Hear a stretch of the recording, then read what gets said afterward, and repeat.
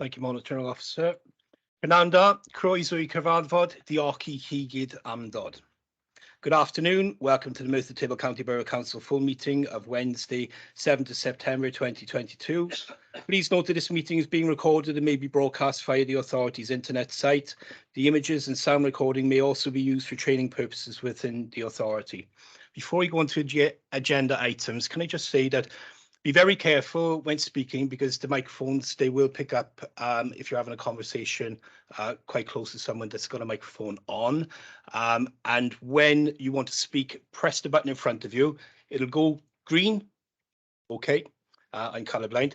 It'll go green. And then don't press it again, just leave it on. And then when it comes your time to speak, it'll turn red, then speak, and just leave it until you're finished all your questions. Okay, thank you very much. Agenda item number 1, apologies for absence. Can I ask if any apologies have been received, please? Okay, no apologies, everybody present. Agenda item number 2, declarations of interest. Are there any members with a declaration of interest?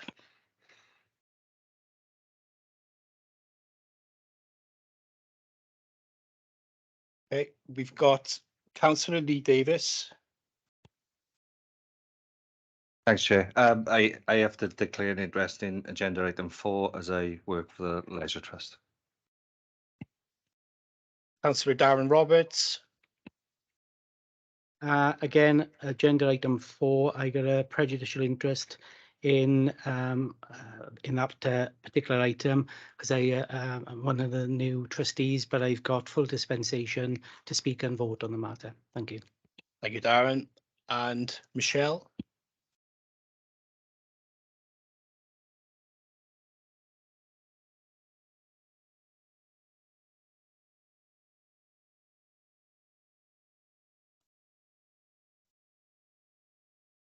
Also in relation to item 4, exactly the same as Councillor Roberts. I also have dispensation to speak. Thank you. Thank you, Councillor Jones. Agenda item number 3, to approve as accurate the minutes of previous meetings, which covers reports 3A to 3L. I believe the Council Leader, Geraint Thomas, will be moving this report. These reports.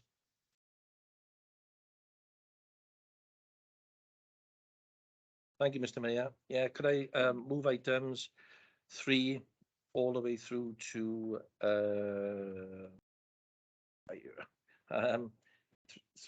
Thank you very much. I move. Do we have a seconder? I'll second that, Mr. Mayor. Thank you, Councillor Barry. We'll take this to the vote then, please. Thank you, Mr. Mayor. So can I ask any member who wishes to abstain, could you please press the central button on your console? And for councillors who are attending remotely, raise the virtual hand at this point if you are abstaining. Thank you. If you wish to vote against, can those in the chamber press the right hand button on your console? And virtual hand for those attending remotely. And all those in favour, can you please in the chamber press the left hand button on your console and raise your virtual hand if you're attending remotely.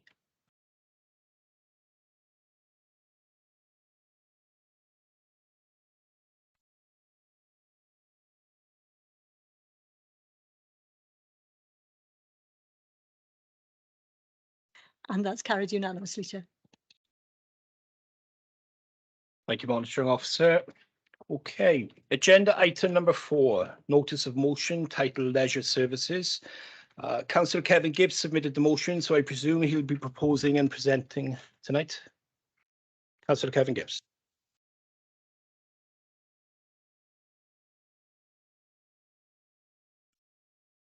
Thank you, Mr. Mayor. A decision was taken by full council to remove leisure services control and set up the Merthyr Tydfil Leisure Trust.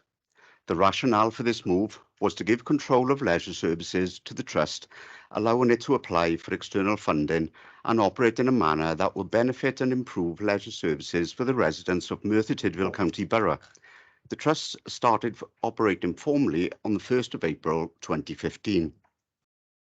One of the 6 pledges published in the Labour Group's election manifesto was, in the first 6 months of a new council, to consult on the changes and implications of bringing leisure services in Merthyr Tydfil County Borough back under the control of the local authority. The staff of the Leisure Trust have worked tirelessly to deliver the best possible level of service for our residents, and this was evident during the recent COVID-19 pandemic. However, we cannot ignore the fact from the outset poor decisions were made by the Trust Board and senior management negatively impacted on how leisure services were delivered. The swimming pool at Merthyr Tydfil Leisure Centre has been closed to the public since December 2019. There has been ongoing issues with the splash pad in Cyfarthfa Park. The condition of Cyfarthfa Castle has continued to deteriorate, and the current financial model of the Trust is not sustainable. We, the Labour Group of Councillors, propose that the local authority open formal consultations with the general public, Merthyr Tydfil Leisure Trust, trade unions and all relevant stakeholders, with the overarching objective to return leisure services back under the control of Merthyr Tydfil County Borough Council. A full report on the results of the consultation to be presented at full council no later than 11th of January 2023. I so move. Thank you, Councillor Gibbs. Do we have a seconder for this notice of motion? Mr. Mayor, before I second the motion, I just want to give some context and clarity to the motion. During the Labour administration from 2012 to 2017, we had to make countless efficiency savings from the austerity which we were facing as an authority. The council took the decision to move leisure services to the Leisure Trust. This was done in good consciousness, as the thought process and justification was not only to save money, but also to open up grant funding avenues for the Leisure Trust to explore. I might add, this decision was unanimous across the chamber, and here tonight we have members, both Labour and Independent, who fully supported this. That being said, Mr. Mayor, I, like others, am not afraid to admit mistakes and wrong decisions. And the sign of good leadership is standing up, listening to people, taking advice, acquiring knowledge, and ultimately changing direction of travel. Therefore, I'm happy to second the motion here tonight. Thanks, Mr. Mayor. Thank you, Councillor Carter. Just before we go to questions, because we're working off 2 different screens, we're working off the people that are here tonight and the people that are joined remotely. I'm going to try and be fair and alternate as best we can between questions and comments. Okay. Any questions from members? Councillor Michelle Jones. First of all, I'd just like to ask Councillor Gibbs, has this notice of motion been checked to make sure that it is legal, as this is a commercial entity?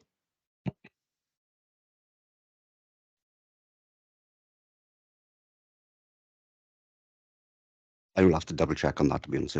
Thank you.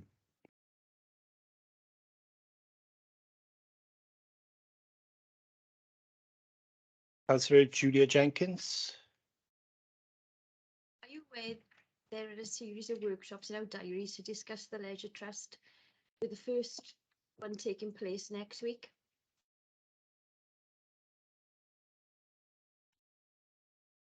Yes, absolutely, we're aware. And we wanted to make sure this motion was here, so we set out what we're looking to do before the workshop, before, during, and after the workshops. Thank you very much. And it was one of our, as I've said earlier, it was one of our manifesto pledges.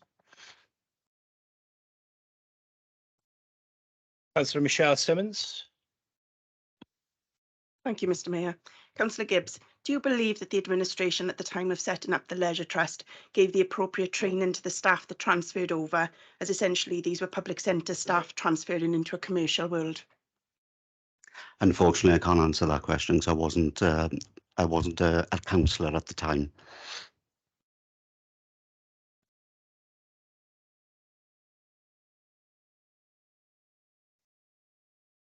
Michelle, have you got further questions? Yep. Thank you, Mr Mayor. Supplementary to that, can I direct the question to Councillor Brent Carter, please?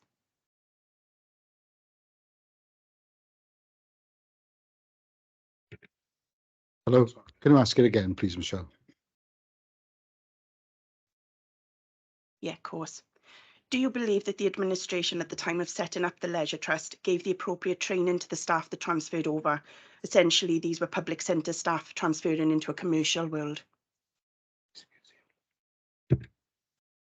And under my understanding, Michelle, and I'm not an expert here, but I would hope that the staff who transferred across were all council staff at that particular time anyway, with the majority. Apart from that, that's the only answer which I could give you this evening.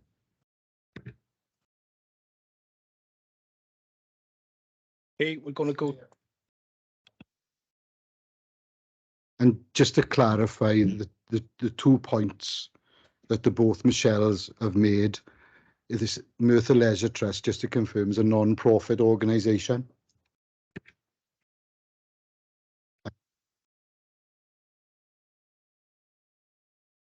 Just going to hand over to Caris first. Yes, I just wanted to refer to the first answer given by Councillor Gibbs and to urge caution on everybody if it's not being said that the legality of this has been checked.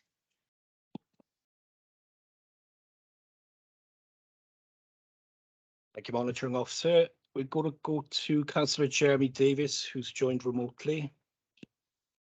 Yeah, I just got a quick question. Wouldn't this motion been better to been put in after we had the workshops coming up there? So we got all that, the accurate, up-to-date information on everything that's happening with the trust. Because obviously, I know a couple of years ago, we put in, we all passed a motion, every one of us in council was in that time, yeah, to instruct our officers to look at it legally, how we could take the trust back. So obviously with the pandemic and all that, we haven't had all the update information. So surely this motion would have been better off waiting until after the workshops. So we got all the relevant information up to the date now. And then if you want to put a motion in after, then you could have after, yeah. Surely we should have the update with all the information.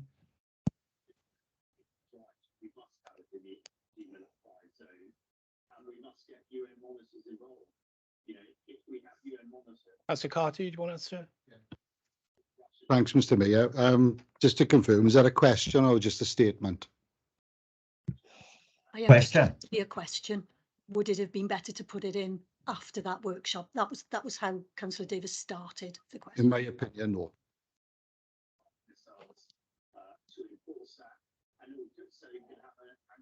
Okay. Councillor Andrew Barry. Thank you, Mr Mayor. A question directed to Councillor Gibbs. By your own calculation, Councillor Gibbs, what do you believe then that the financial cost of this would be to return the leisure services to the council?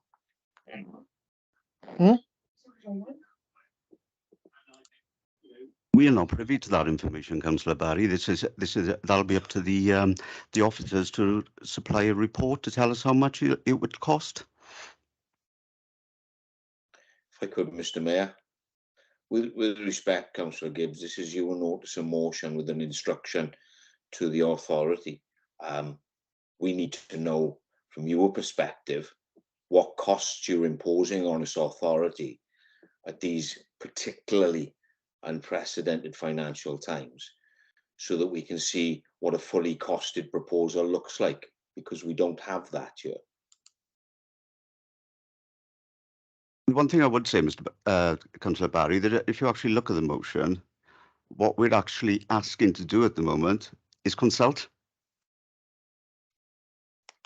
So costs.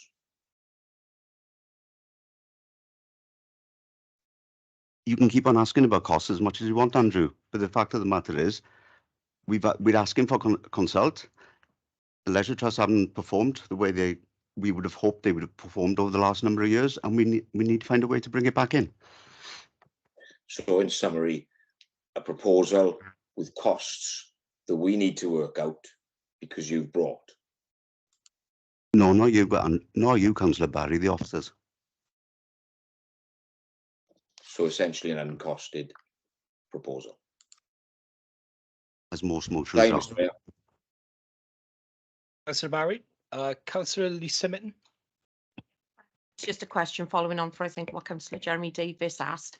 And I do concur, just for clarity, with Councillor Carter in relation to the voting for the trust to go in 2012 to 2017 as far as councillors were concerned. So yeah, we did support it at the time, but I'll come back to that in observations.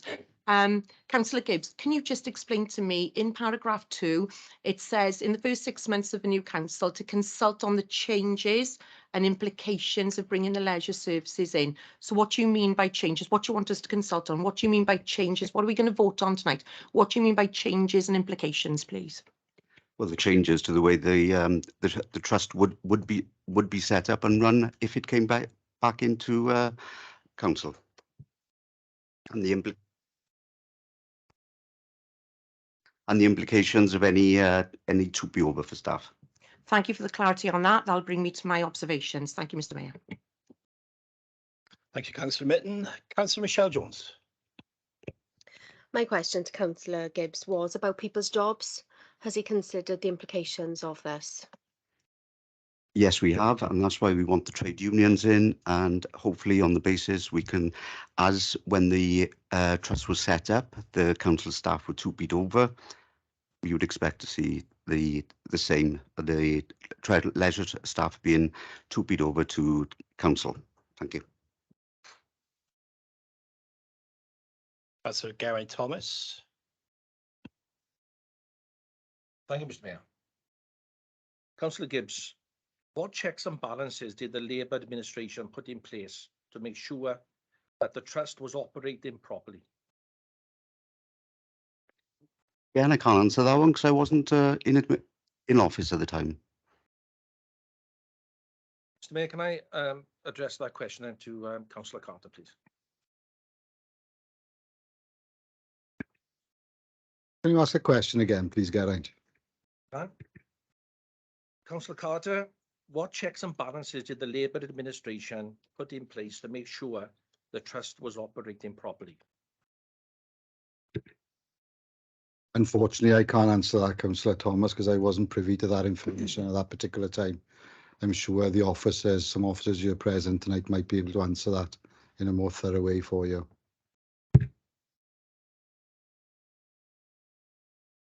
You were the cabinet member at the time as well, so I thought you would have known that. I'd stand to correct you. I was social services. I wasn't a cabinet member for that portfolio. Okay, but you were a cabinet member. Fine. Mr. Mayor, can I ask a supplementary question?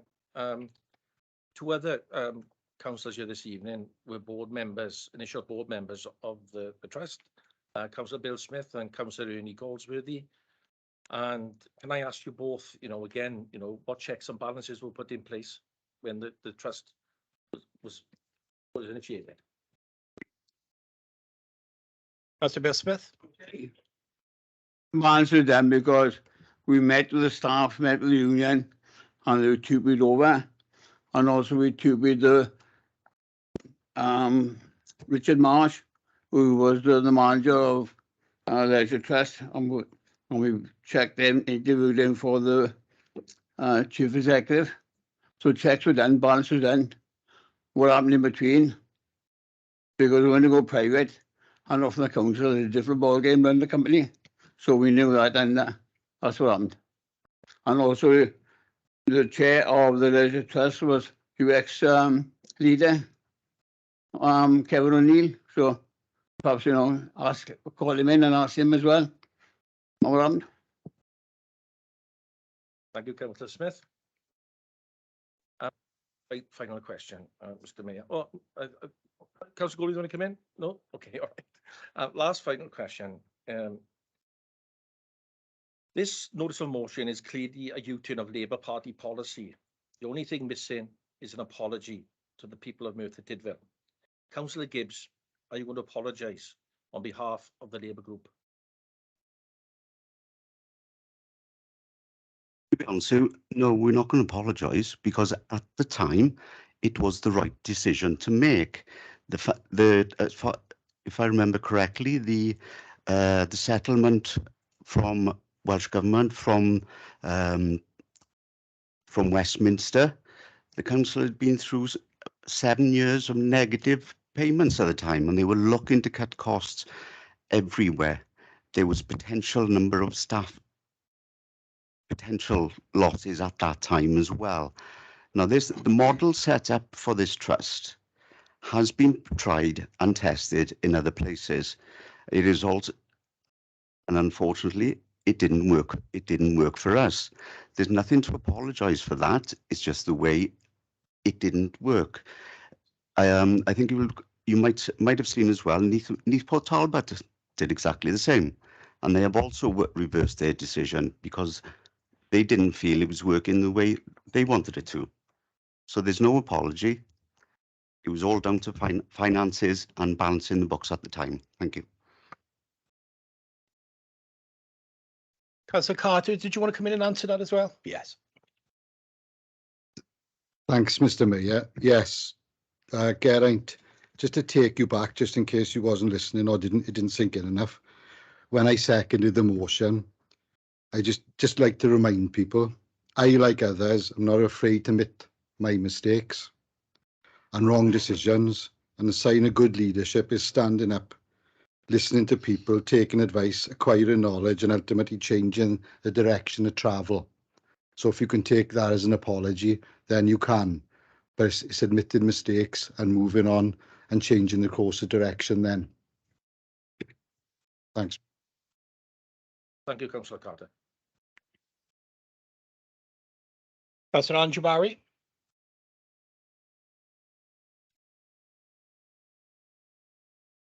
Sorry, Chair, legacy hand.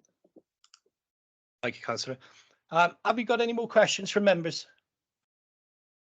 Okay, we'll move on to comments. Any comments from members? Okay, Councillor Lisa Mitten. Thank you, Mr. Mayor. Again, just reiterating the point that Councillor Carter made, he's quite right at the time, and Councillor Gibbs has made it, I think, as well as Bill. At the time, am I on or not? Yeah, that's right. Sorry, it's all new, isn't it? At the time, we all thought it was really what was best for the public of Merthyr Tydfil, and a positive decision for Merthyr Tydfil County Borough Council. I think what we must also remember is that, you know, there's no good pointing fingers as to who's at fault here, okay? What's important to remember is this should be about collaboration, what is best and what is right for the people of Merthyr Tydfil. It should be about what we as a council, full council, do with the Leisure Trust and the CEO there and everybody involved in order to support them to get this right. Now, let me just remind people of a couple of things. Number one, the swimming pool and the contracting for the swimming pool obviously failed us. Labour Party, Independents, whoever, Lib Dems at the time, whoever, it failed us. It was not built for the purpose it was meant for. And that is why in 2019, we have suffered such devastating consequences of not having a swimming pool in this leisure centre. So, you know, that's first and foremost.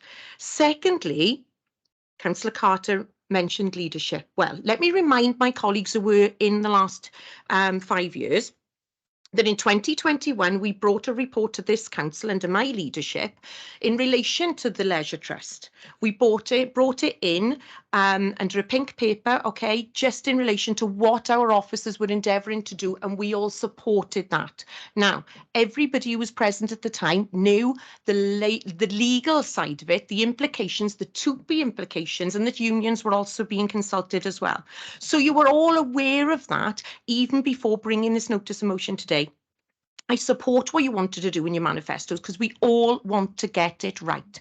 Let's also remind you the splash pad has been done and delivered. It's done. It's been working throughout the summer and children have been enjoying it, as I've seen myself.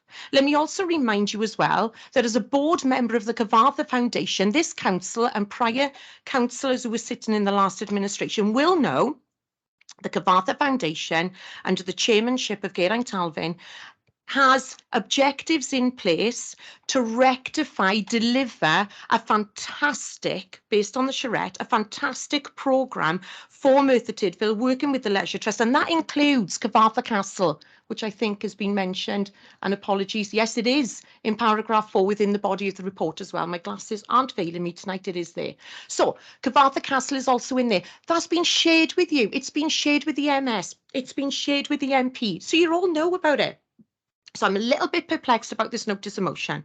Okay. And last but not least, we have to work together. I don't understand what consulting and the implications will actually achieve. It's about us working together with the trust and our officers to lead on that, as Councillor Carter said, to make that work as though that has already started. You know about it. The workshops are happening literally within days. You're aware of it. So what is that going to achieve? What I think the legal side of this is a little bit dodgy on is when you're talking about consulting implications, we are talking about jobs.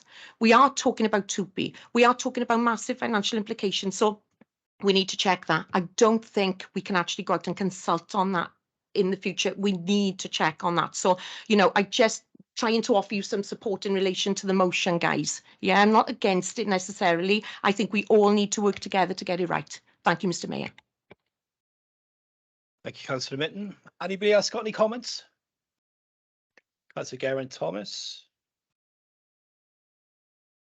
Thank you, Mr. Mayor. Following on to Councillor Mitton's comments there, again, it's the legal aspect. I think we have to check, you know, can we go to public consultation on this with a commercial entity? There are contracts in place, commercial contracts, which will be commercial sensitive. They can't be put out in the public domain. So I think what I'd like to ask my colleagues in the chamber tonight, all of us really, all council colleagues, is look, let's not take this forward, this notice of motion forward tonight, but give our officers time to investigate the feasibility of bringing the Leisure Trust back in-house. I think that's what we need to do first. And if it is possible, then consult with the public, because it may not be possible during these times.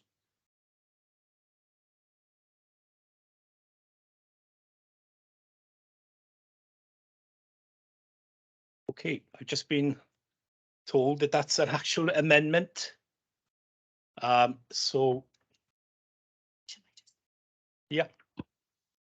Yeah, so just to be clear, it would be open to Councillor Gibbs and Councillor Carter to agree to defer. But if not, then that is a proposed amendment, and there would need to be a seconder to Councillor Thomas proposing that as an amendment. Happy to second that, but I would welcome if the appropriate monitoring officer, Councillor Gibbs and Councillor Carter's observations, if they wish to defer or.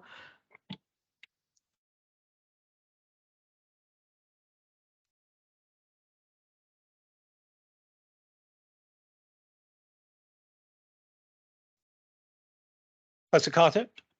In a nutshell, no.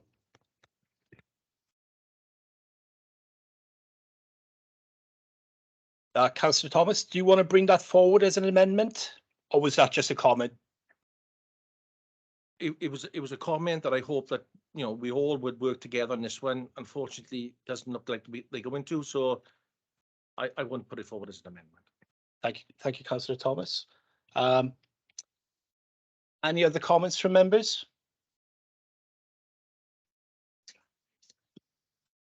I just asked the monitoring officer, just a matter of process. Is that okay, monitoring officer? I just want to get it right in my head now then. So if we're not, the amendment, suggested amendment, apologies, wasn't supported, if we were to vote in support of the motion tonight, we're voting on something that we don't know if it's legally correct. Am I right in saying, okay, I just wanted clarification on that. Okay, thanks. Okay, comments, Councillor Anna Williams-Price. Thank you. As a new councillor elected in May, my first speech in this chamber was to discuss that one of the things most often raised with me was the availability of leisure services and play for young children, to the extent that a large amount of residents felt they need to go outside of the borough to access those services. So what I know from speaking to residents is this model is not delivering quality leisure services for residents and their children. Also, as Labour Party and the Party of Workers, I believe that based on my conversations with trade unions, this has support from the trade unions, but this is just my personal experience. So I think this is the purpose of the motion, is that we want to understand what residents feel, what trade unions feel, and all stakeholders on what is the best way forward. And that's why I support it and hope that we can find a way forward in that vein. Thank you. Thank you, Councillor Price. Councillor Clive Jones. I am absolutely amazed at the line of questioning we've had from the independent members tonight. And I'll refer you to the last paragraph of this motion, and it refers to open formal consultations with the general public, because they are an important part of this. The Leisure Trust itself, the trade unions, and all relevant stakeholders. Now, I'm sure that those independent councillors who were successful in May, when they went round knocking the doors and canvassing, various issues come up, and I'll be absolutely astounded if any one of the independent councillors said that the workings and the Leisure Trust didn't crop up as a matter of real interest from the general public.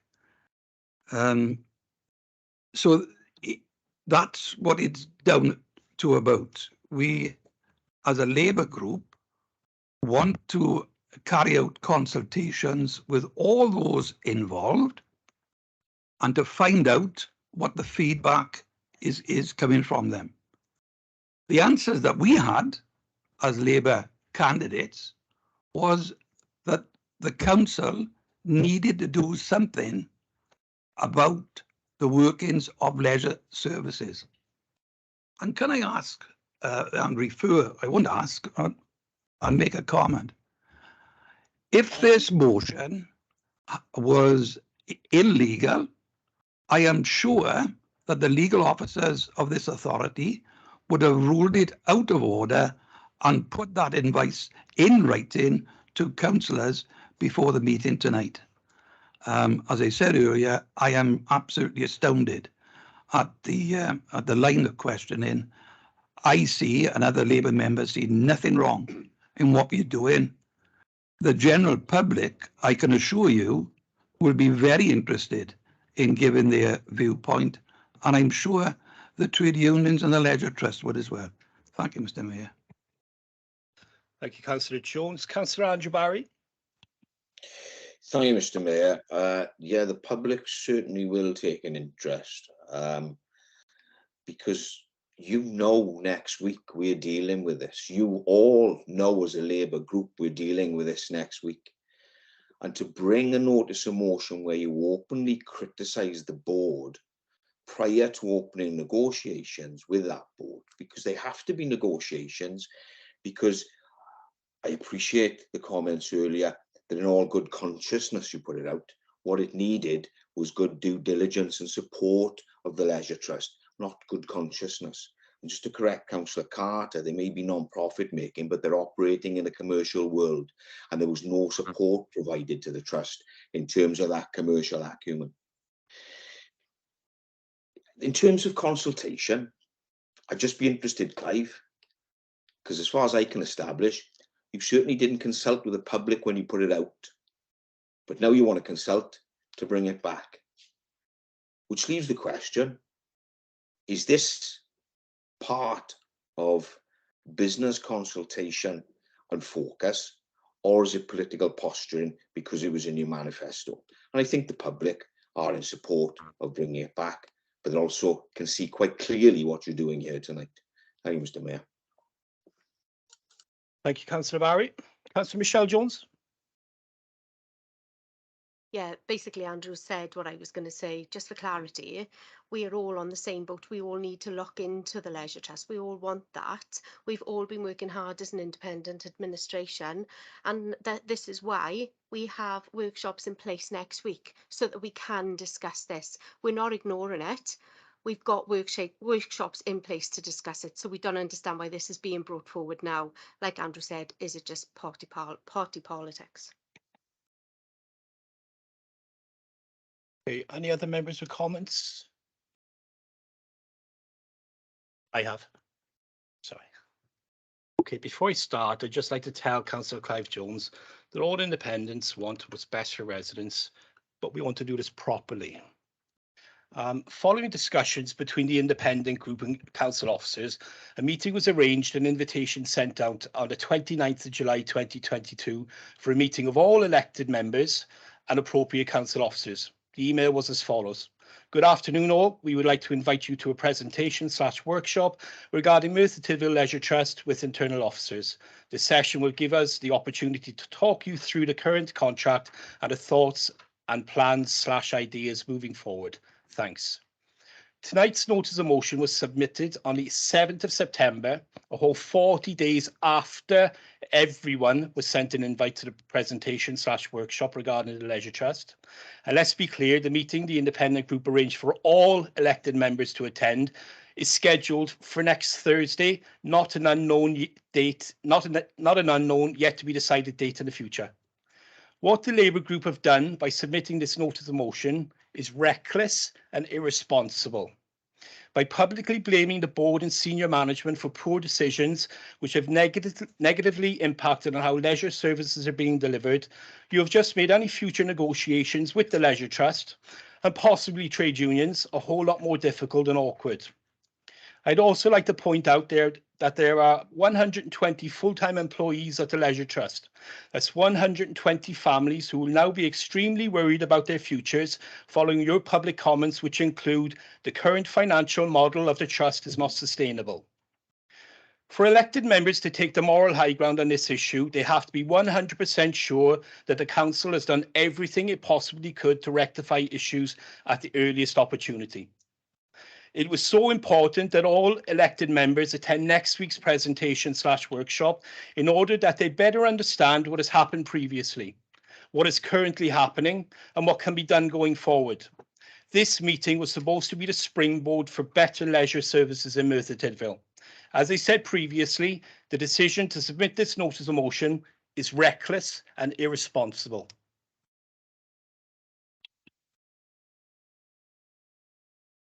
Councillor Carter.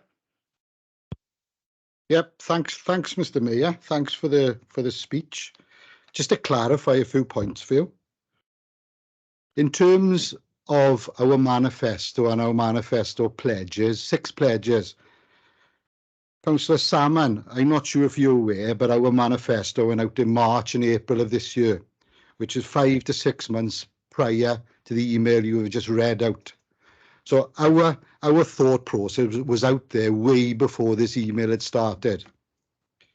So the question is, really, are you jumping on the bandwagon and playing politics rather than us?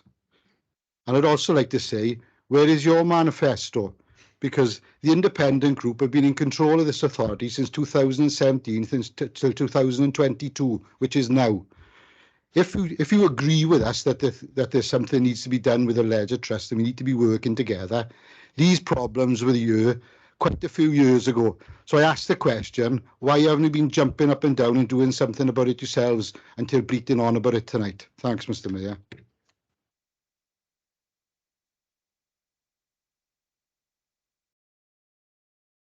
Any other members with comments that hasn't commented before? No? Okay. We're going to take this to the vote then, please, and I pass over to the monitoring officer. Thank you, Mr. Mayor. So can I ask all those members who wish to abstain on this item, can you, if you're in the chamber, press the central button on your console, and if you are remote, can you raise your virtual hand on the screen?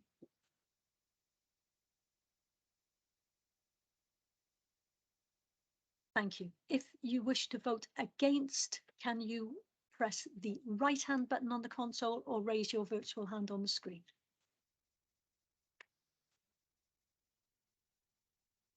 Thank you. And if you wish to vote in favour, can you press the left hand button or raise your virtual hand on the screen?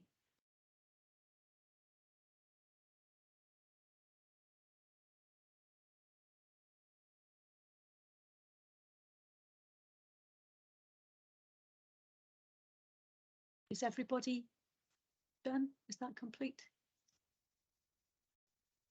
And so that is carried, Mr. Mayor. Thank you, Monitoring Officer. Agenda item number 5, notice of motion titled Safer and Cleaner Streets. Councillor David Jones submitted the motion, so I presume he'll be proposing and presenting this tonight.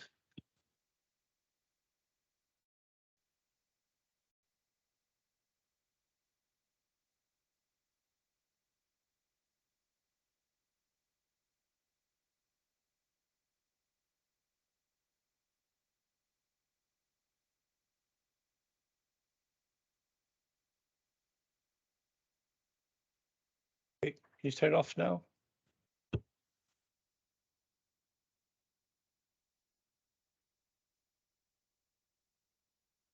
Oh, we've gone red. Thank you, Mr. Mayor. We, the Labour group of councillors at Merthyr Tydfil County Borough Council, were elected on our 6 manifesto pledges, of which one is to have safer, cleaner streets. The Merthyr Tydfil Labour group recognises the natural beauty contained within our county borough to seek to create the conditions needed for residents to enjoy a clean environment. Those who continually undermine Merthyr Tydfil as a place to be proud of by littering, fouling and fly tipping need to face the consequences of their actions. As such, we propose that the Council implement a new public spaces protection order to include the enforcement of penalties of dog fouling, etc., reinstate the dog warden post, and take a tougher approach to fly tipping, which includes the removal, enforcement and penalties for fly tipping on private-owned land. Residents are facing a cost of living crisis, and paying for pest control services is a charge that many will be unable to afford. Therefore, the Labour group also proposed that the Council remove all charges for pest control services to residents of our county borough, and I so move. Thank you, Councillor Jones. Do we have a seconder for this motion? Yes, Mr. Mayor, I'm happy to second this motion.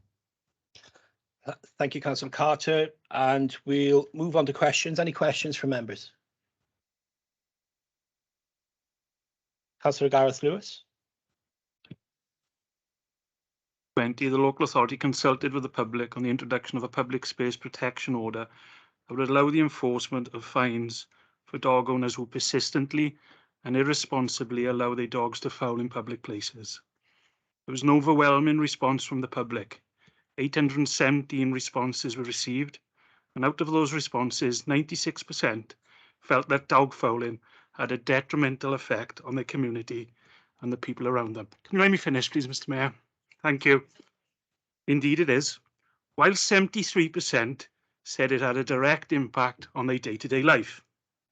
Can Councillor David Hughes, the Cabinet member responsible for dog fouling, explain why, almost 2 years on from the public consultation, no measures have been introduced to combat dog fouling in public spaces across the county borough?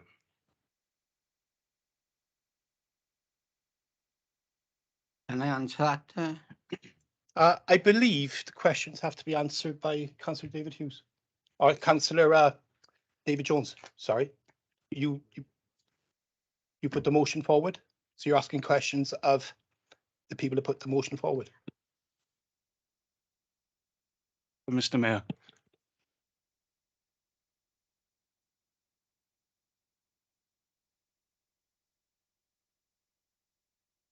Sorry, I'm getting two different answers here.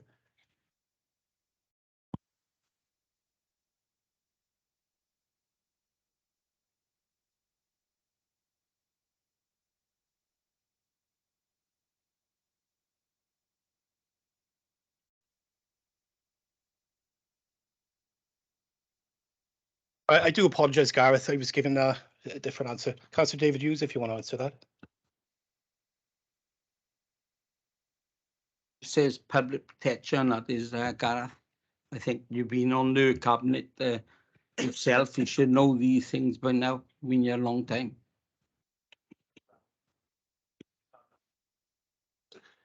And you were part of the cabinet between 2017 to 2022, and you are still a member of the cabinet. Please take responsibility for your actions. Thank you. Cabinet member in charge of that. I'm not in charge of dog fouling. I'm not the cabinet member in charge of dog fouling. Please remember what you asked, because I got good memory. You said that the cabinet member was in charge of dog fouling, not the cabinet member for dog fouling. I might be the cabinet member for keeping the streets clean, but I'm not the cabinet member for dog fouling. That is public protection.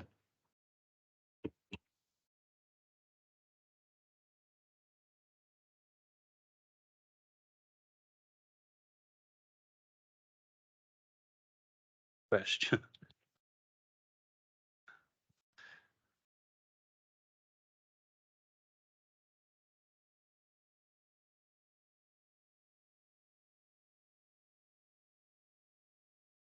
Right, I've just been given some advice, and this is what I was given in the beginning. The questions should be directed at those that put the notice of motion forward. You know, that's the proper way to do it. So I don't know if Councillor David Hughes or, sorry, Dave. Councillor David Jones and Councillor Brent Carter would like to answer. Mr. Mayor, I can't answer that question because I wasn't a cabinet member, but just for clarity, so are we in a chamber here where there's one rule for one and one rule for another? You put the microphone. Where Councillor Geraint Thomas was allowed to ask Bill Smith and Ernie Galsworthy a question.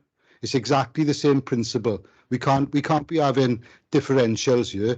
Councillor Thomas asked people one question. Gareth Lewis is asking other people another question. They weren't on that notice of motion. Yeah, perhaps if I can assist. When you propose a notice of motion, you should be the people who are answering the questions because it's your notice of motion. You're putting forward what you want to say. If you let me finish what I'm saying, therefore, it should be questions to you so that the public understand what it is that you're putting forward. If the question is about something else, so that, for example, Councillor Lewis is asking a question which may relate to the current portfolio member or to previous members who have held responsibility for the post, then it can be acceptable for them to answer, provided the question is relevant to the motion that's being put this evening. Now, is that question relevant to what's being put this evening? Does it help you answer the question of whether you want to move what is put there? So if members think that it is, then you can, whoever is available who can assist. If not, it may be that there's nobody present who can assist.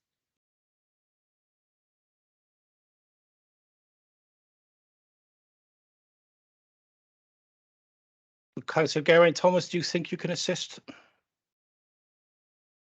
A little. The reason why I asked the question of Councillor Bill Smith and Councillor Galsworthy was at the notice of motion, it says we, the Labour group of councillors, propose it. And that's why I asked that question. Otherwise, I wouldn't have directed it. But I will comment in comments about the other thing. Okay. Councillor Julia Jenkins, please. Councillor Jones, how much is it going to cost for a dog warden, please? An annual salary, please. I don't know the actual cost of the officer, but the other question is, what is the cost of not having a dog warden with all the issues that we have around them?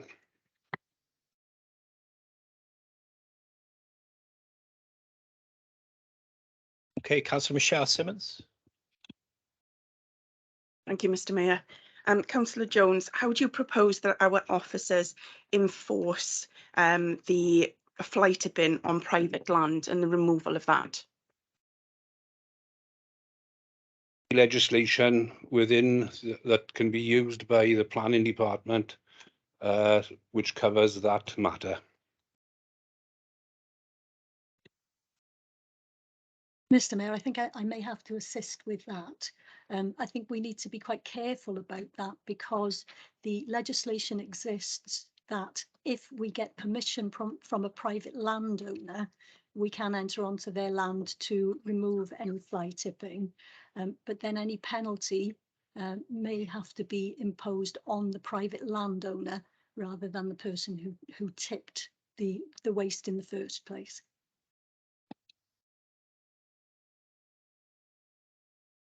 Councillor Carter. Thanks, Mr. Mayor. Okay, just a quick question at Caris then. Caris, is that totally correct in what you've said? Because it is my understanding, and I'm not an expert, but if it's a public health issue, they can enter the land to remove it and then they can pass on the cost to the landlord without permission. Sorry, who can pass on the cost to the landlord? The council. Yeah. Yeah. So if somebody It's a fly public tips, health hazard. yeah, if somebody fly tips on a private landowner's land, the person who may well end up having to pay the cost is the private landowner. They may be the victim of the fly tipping, but they are the person who would probably end up with the cost.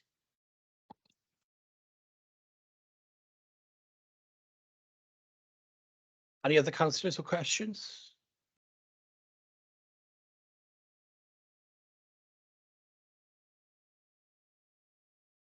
Councillor Jamie Scriven.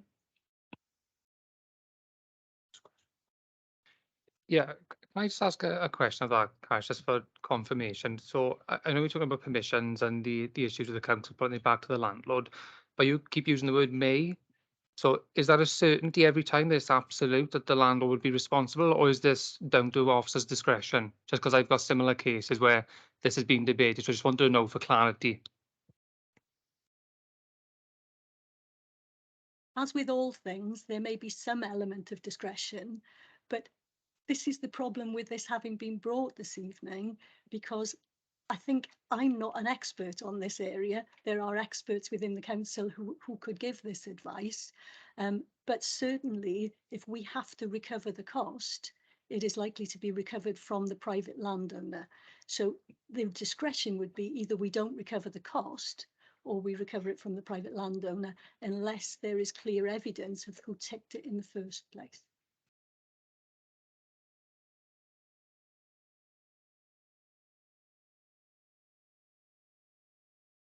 I'm going to go to Councillor Malcolm Colburn next, then to Councillor Andrew Barry online, and then back to Councillor David Hughes.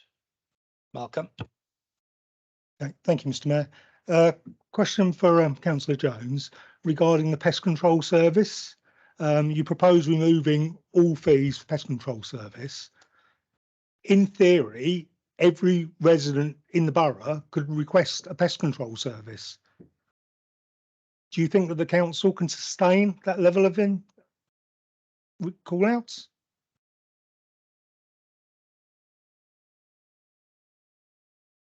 Obviously, the service will be provided at whatever capacity we've got at the time.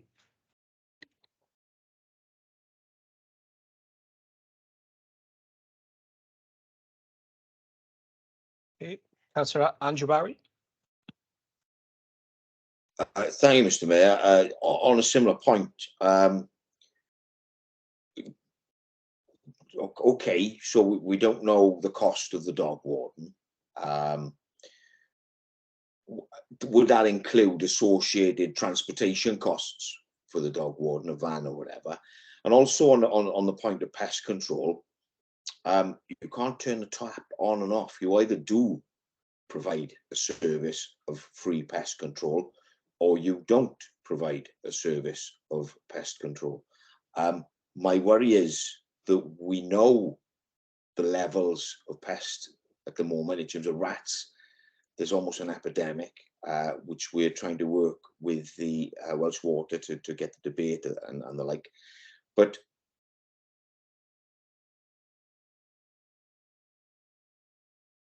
councillors. Andrew, you froze there for the last 30 seconds. Would you be able to just go back over the last part of that? Yeah, certainly, Mr. Mayor. It's about the level of providing the service. That there's an associated cost with. There's an associated cost with what could be described as an epidemic of rats within the county borough. What level of provision are you then talking about, Councillor Jones, if you're saying we switch the tap off at some point?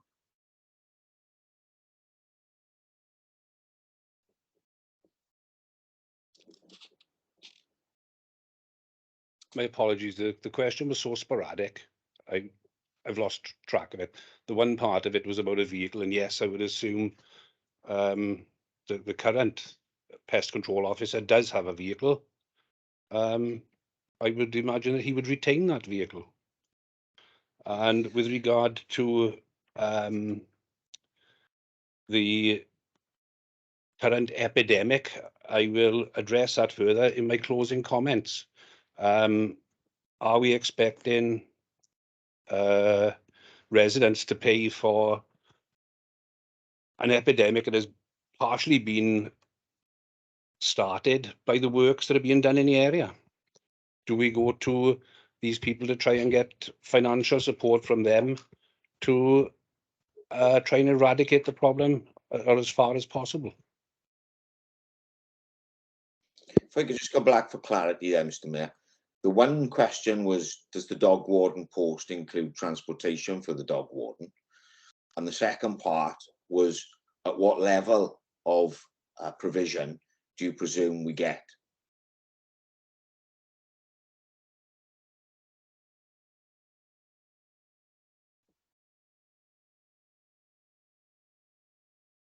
Andrew, you've frozen again. I don't know, it might be a good idea. Maybe turn your camera off.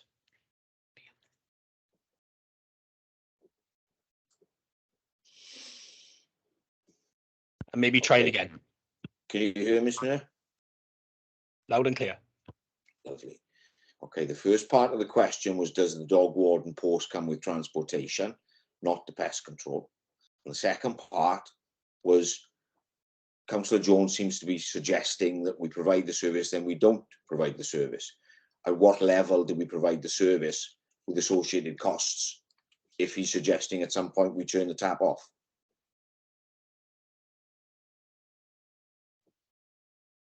The second part, yes, the pest control officer would have a vehicle. The dog warden, sorry. I still don't understand the second part of the question. Am I suggesting that we turn it off and on? What you're suggesting, Councillor Jones, what you're suggesting is that you said that when we could, there's a cost associated with pest control. What I'm saying is you're opening the floodgates to this authority. You have to pay for pest control across the borough. That's not sustainable. It's like any service that we provide, Andrew.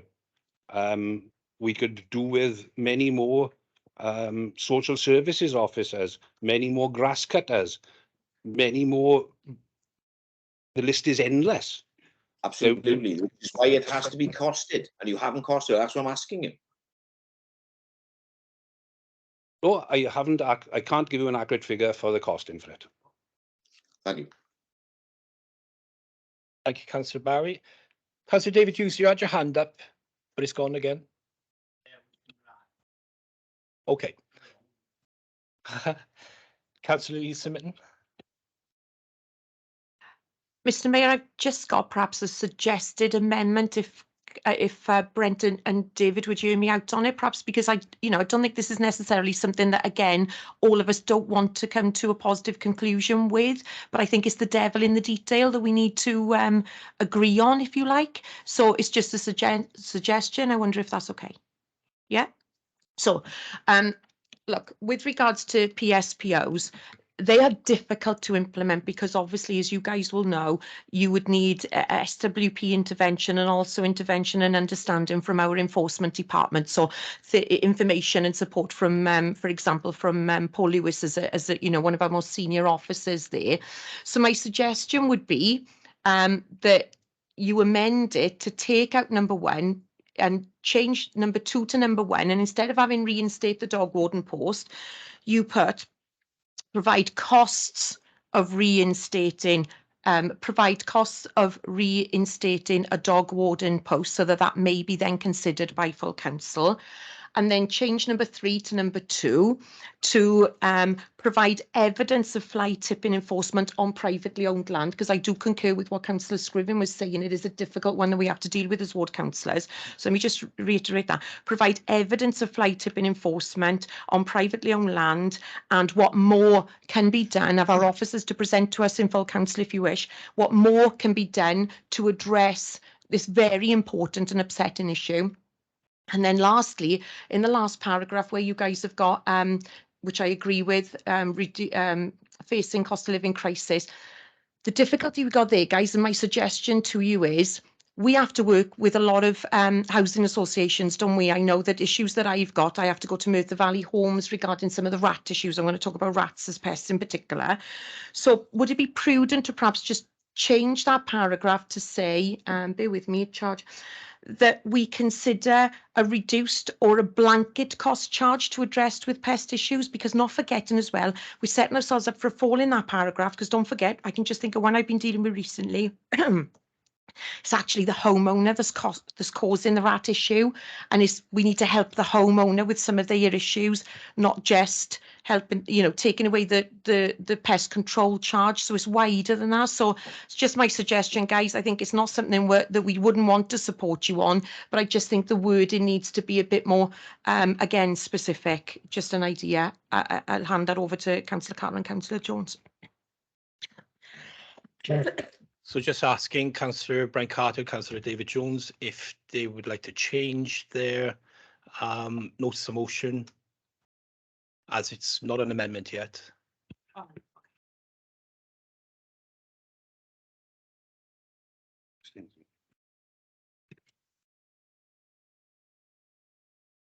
I got Brent up on the, okay, if you want to knock your thingy off.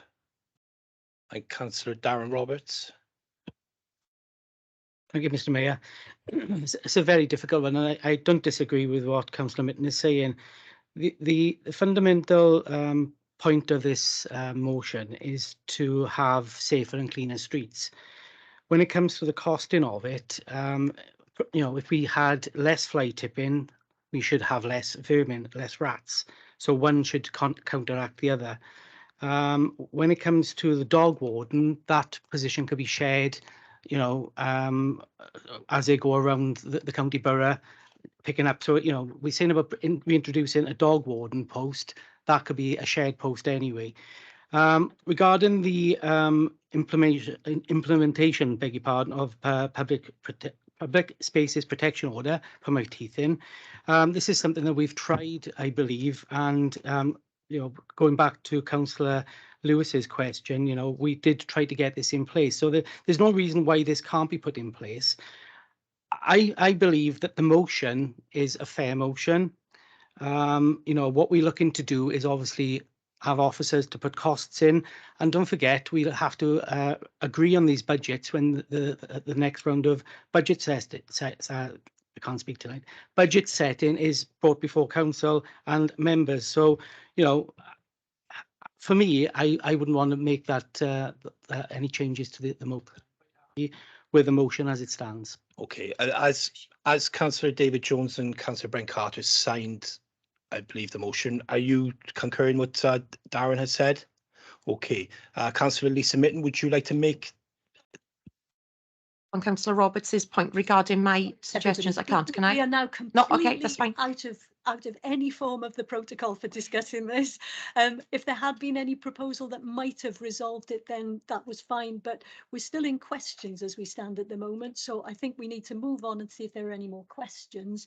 And then if not, you can go into statements and you can all make your statements. Councillor Brent Carter?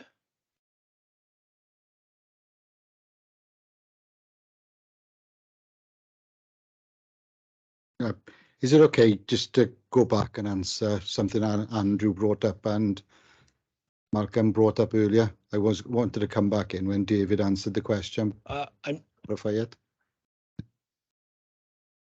Okay, great. Just for Councillor Andrew Barry, in terms of costings and things, these, just to remind you, these are all political decisions. Just it's within the gift of the council where the council actually spends the money. And just for Councillor Malcolm Colbrand, when he's talking about costs with the pests, etc., just to remind him, we are in a cost of living crisis where our residents are really suffering. Do you think they can afford this £50 fee to call out the rat problem? Because I've got residents who certainly can't.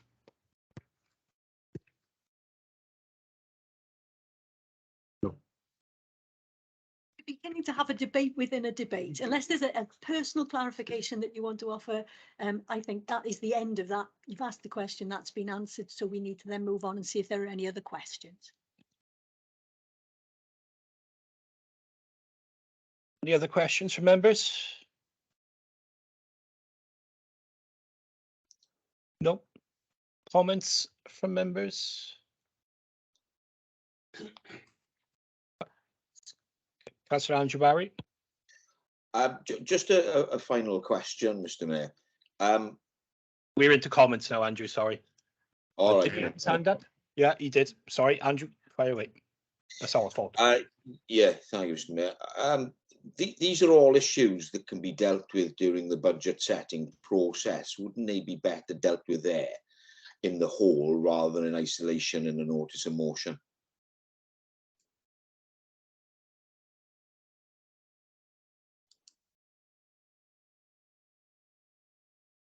I've with the people here that Andrew did have his hand up, and I did say in the beginning that there might be that little bit of difficulty because it's the first time we've used it a full council using 2 screens for the people here and the people online. So just a little bit of leeway. Cheers, guys.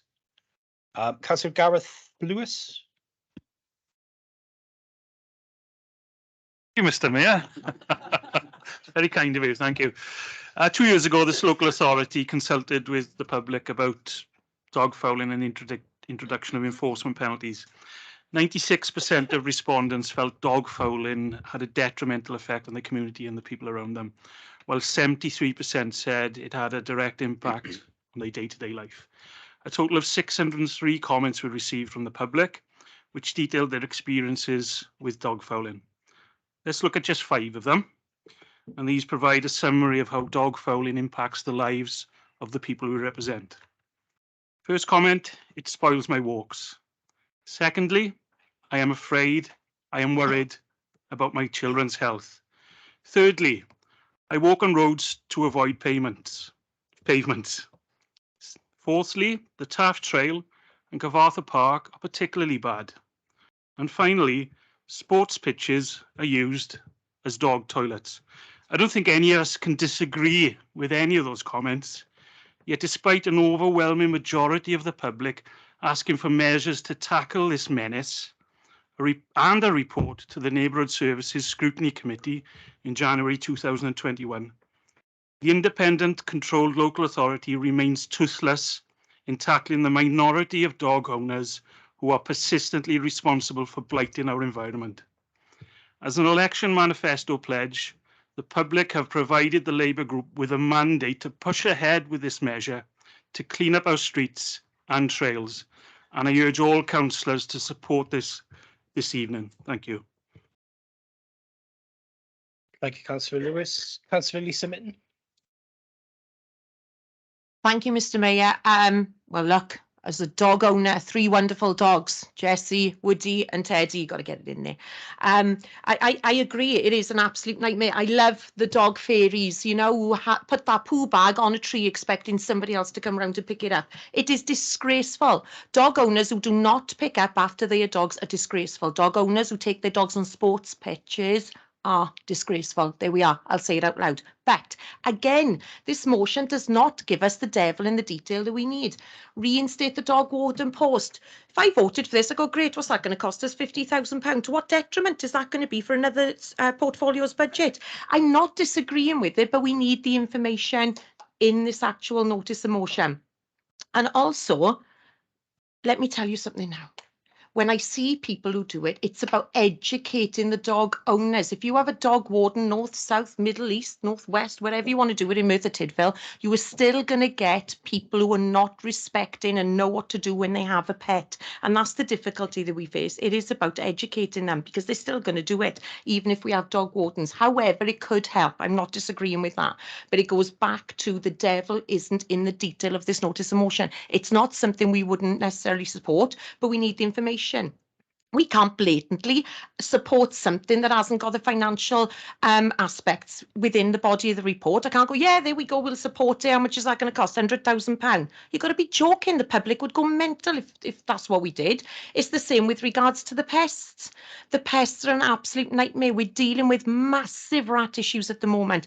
Is the utilities' fault because they're breaking up everything in Kevin Coyd at the moment because the A465? I don't know. I can't put my finger on it. I don't want to go charging everybody £50, but we've got to come together and work collaboratively. There's that word again, collaborative working with the housing associations and with our own officers. That's the point that I wanted to make. Thank you, Mr. Mayor. Thank you, Councillor Mitten. Councillor David Isaac. Yeah, thanks. I'd just like to comment on these proposals. Implementing a public space protection order, desperately needed. I don't know how many of you have had complaints from members of the public of our cemeteries being overrun by dog feces, by people walking their dogs in the cemeteries and fouling graves. One of these space protection orders will go a long way into dealing that. Secondly, reinstate the dog warden's post. It could be a shared service.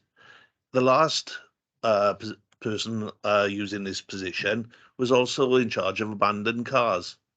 Now, if he finds people with letting their dogs foul, how about putting that fine to paying his wages? Secondly, taking a tougher approach to fly tipping. I know we've all got problems with fly tipping on private land in our area, and we need to do something about it.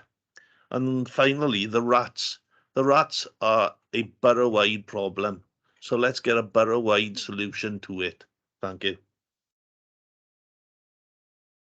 Thank you, Councillor Isaac. Councillor Geraint Thomas. Thank you, Mr. Mayor. And can I firstly say, I think there's no one in this chamber that disagrees with the notice of motions that's been brought tonight and the topics covered. However, again, it's another piece of work which hasn't been costed out. And I think that's the issue that we've got as an independent group. If I can go through each item one by one on the implementation of a public space protection order, I know that Simon Jones did a lot of work on this in 2020 and 2021. As you say, he went out to consultation, Gareth, and he found the evidence. And we've got to get a lot of evidence in place to do it. When it was time for us to implement it, what we didn't have in place was the enforcement officers, like Councillor Isaac just mentioned there, which we need. And we need enforcement officers because it's pointless having the bark if you haven't got the bite, pardon the pun, right? But that is the issue. And I think, again, it's one of the things that we need to go to a workshop with on the budget setting workshop to put these posts in place if we're going to take it forward. That's on the first one. Again, on the dog warden post, I wouldn't disagree. Dave, I wouldn't disagree with it. But again, there's a cost involved that we have to budget for. And again, I'd like to take that to the budget workshop and let's work on it and let's plan it out properly. Fly tipping, again, is a big bugbear for all of us. It's blighting our community, right? And it's blighting our beautiful countryside. And it's something we all want to work tougher on. On the rat issue, I've challenged environmental health, and my colleague here, Michelle Simmons, will back me on this one, who's the new cabinet member for that area, to speak to Welsh Water and the large construction companies that are actually working in the area to pay for baiting. Let's have some sewer baiting in place, which we haven't had for ages, because the rats are a major issue. So we agree, right? These are issues that we can solve in the next set of budget proposals and the budget setting workshops. But tonight, Mr. Mayor, the independent group can't support this uncosted notice of motion. Thank you, Councillor Thomas. Councillor Malcolm Colburn. Thank you, Mr. Mayor. Yeah, I think all councillors here appreciate the residents facing the cost of living crisis. That's not in dispute at all. And with regard to pest control, I'd like to see a scheme to help those that can't afford the full amount, be that 100% grant or a partial grant, whatever, to help alleviate that. But I can't agree to an open-ended commitment whereby every resident in the borough could apply for free pest control. I just can't see how the council can afford that. Thank you. Thank you, Councillor Colburn. I've got Councillor David Jones on this, but if I take it, because you proposed it, then it would end. Grant, lovely. Okay, I take Brent then. Thank you, Brent.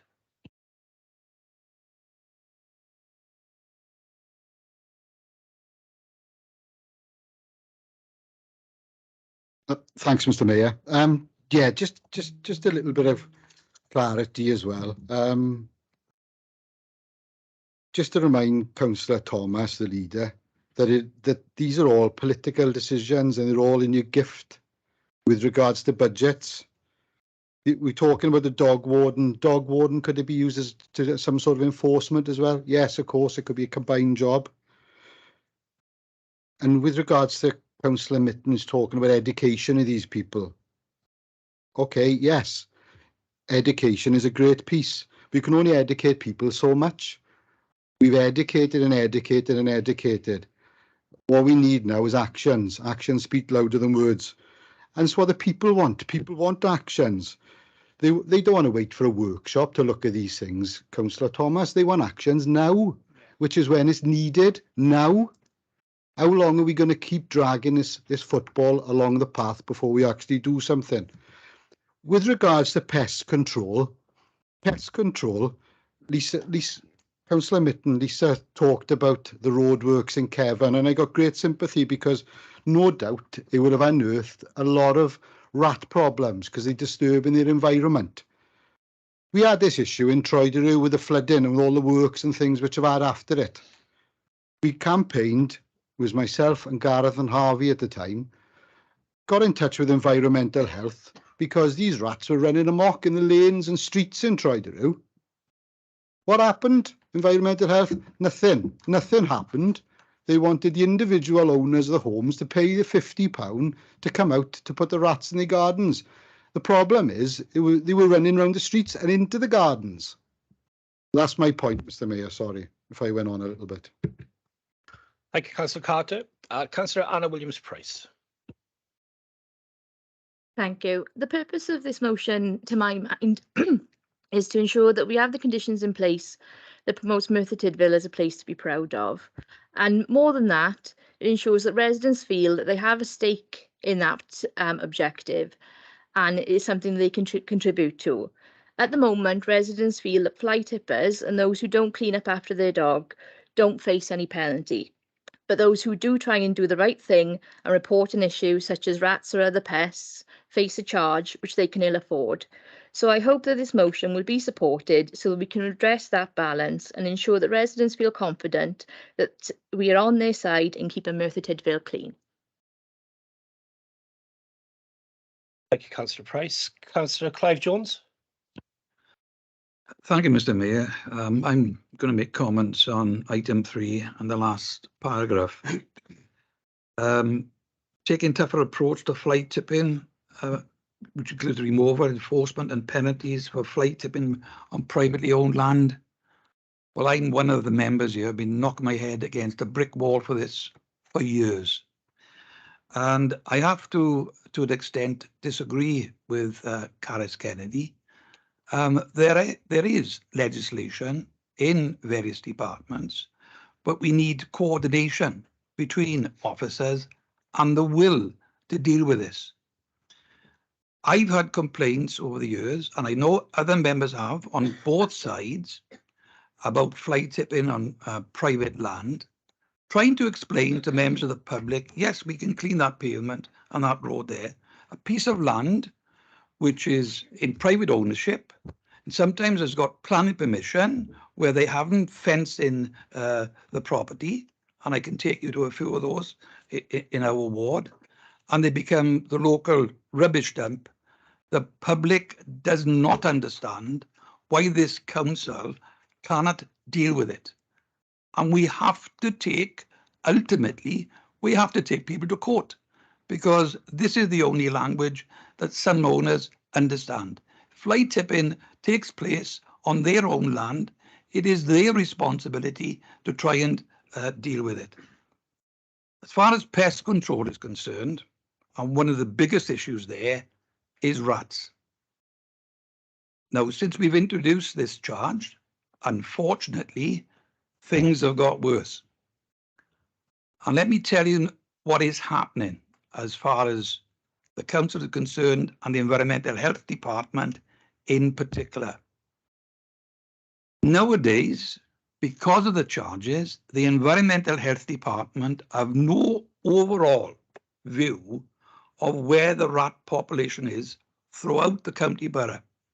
And the reason for that is the public out there either have to go and find private contractors, and private contractors are not as efficient as our own pest control staff. Because in many, I understand, the public have told me, when they've engaged a private contractor, they've paid the money, but they don't come back perhaps 2 or 3 times to make sure that bait has properly been taken, whereas our staff do. Then you've got the people who can't pay the charge. You know, we all know people out there, people of limited means, pensioners, and nothing is done. So whereas before the pest control charge was introduced, in the Environmental Health Department knew where the problem were everywhere. In my opinion, they don't know now. And when we come to water courses, and I agree with the leader about getting Welsh Water to do their job, when I complained to the head of the Environmental Health Department in the last few months, a situation not far away from here, matter of a few yards, the British Tip, where there is now at this moment, and has been for years, a rat problem. When I referred to the implications and what the residents were having to put up with, and referred to the fact that there's the Morris Brook there, I was told, and I have it in writing, well, you have to expect rats when there's a watercourse. Now, frankly, that's not good enough. We need to deal with this issue, and the £50 charge is having a real effect. We need to deal with it. The public out there are expecting us to deal with it. Thank you, Councillor Jones. Councillor Darren Roberts. Thank you, Mr. Mayor. It's a real shame what I'm hearing from the leader saying that they can't support this motion. What we were looking for this evening was a commitment from this council to deliver on these issues which have been raised this evening. The cost of which would obviously be brought to members at budget setting boards, and obviously we would look at that. And as one of my colleagues said earlier, you know, what we spend our money on as a council is a political choice. And as a Labour group, we've made our political choice quite clear here this evening. Thank you. Thank you, Councillor Roberts. Councillor Clive Tuvey. I live in the middle of the roadworks. I'm the epicentre of the roadworks, and I mentioned rats are attracted by food, and I've had a few outbreaks over the years of rats, mainly because my neighbour was putting bird food on the fence and it was falling over my side, and the rats started living in the pampas grass. If you get rid of the food and the bedding, you generally get rid of them. Now, I mentioned I went to a liaison meeting with the road people the other week, and they told me, I haven't got any rats and I'm in the middle of all the roadworks now. They told me that they work mainly in sterile areas and their food and things like this are put in sealed bins, and they don't believe they causing any rat problems. And certainly my house, I'm surrounded. I've not got any rats at the moment. Now, other roadworks, like they mentioned in Troydrum and the hospital, when the hospital started work there were hundreds and hundreds of rats being caught every day at one time. So I think we have to be a bit specific where the problems are. I don't think the A465, the main workings is causing too much problem, but whether the water board putting in the sewers, as a result of this work is causing, I'm not sure. But basically, it's the food is the problem. If you go to where these fast food outlets are, there's loads of rats there because all the food's being thrown on the floor. But, so that's all I was going to say, really. Thank you, Councillor Tovey. Councillor Michelle Simmons. Thank you, Mr. Mayor. I think a bit of mixed messages, or the point has been missed again. The commitment to these issues raised within the motion is not in question. Again, the point has been missed in terms of there's been no costings associated to the motion that's been submitted. Thank you. Thank you, Councillor Simmons. Councillor Gibbs, did you have your... No, okay. Okay. Councillor Andrew Barry online. Yeah, thank you, Mr. Mayor. Just to support what Michelle has said there, we, in principle, of course, we've heard the same stories you've heard. You don't live in a Labour world. You live in Merthyr County Borough Council. We all hear the same stories. But to bring isolated items that are uncosted to this council and expect us to sign a blank cheque for them is not the way to do business. The way to do business is to bring it to the budget setting process so we can look at it in the round and we can continue to look at all the costs associated for this council and then make our choices. Pretty much what you've been saying, but the way you're going about it is just not the way to do business. And perhaps is an indication to everybody of how the Labour group left us with a £20 million deficit in the last medium-term financial plan. Thank you, Mr. Mayor.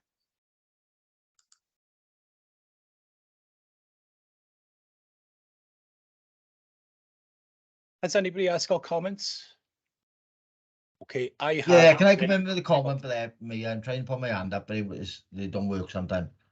Okay, Councillor. I'd just like to say, all these motions like that, most of us agree with it, yeah? And we got no problem with it. But it got to be cost effective, everything done tidy, and benefits the community. That's all I got to say now. I think these stupid arguments going back and forth, right? There's damage to communities where they got no trust in us anymore. That's all I got to say now. Thank you, Councillor Davis. Anybody else? Okay, I've got one, and then David. Okay. I'd just like to reiterate exactly what Councillor Michelle Simmons has said, that if independents vote against these 4 proposals tonight, it's not because they're against them, it's because they're being responsible. We have to remember we'll be setting council tax rates within the next 6 months, and residents won't appreciate non-costed policies being implemented, which could have a huge effect on council tax. Councillor David Jones. Thank you, Mr. Mayor. Where do I begin? The items contained in this notice of motion cover a high percentage of the complaints that we receive as councillors. Dog fouling, littering, fly tipping and pest control are regular complaints from residents. Issues such as the Welsh Water Works and the works along the A465 have disturbed vermin, as is particularly evident in wards along that road, and they have migrated to adjacent residential areas. So it's not just the food, their habitats have been ruined and they will move to residential areas. With the current cost of living crisis, many residents will not be able to afford pest control charges, and so our proposal is to remove the said charges. And if we are to improve the safety and cleanliness of the county borough, all of the measures in this notice of motion need to be run in tandem. I hope you agree with these observations and vote for this notice of motion to benefit every ward in the county borough. I am going to comment on some of the questions that were asked earlier as well, or other comments made. When it is said about the cost of what will happen when everybody applies to use the pest control service, it'll only take us back to before we introduced the charge. The other comment I'll finish off on that is everyone seems to know the issues, but nothing is being done about them. This will look to address that.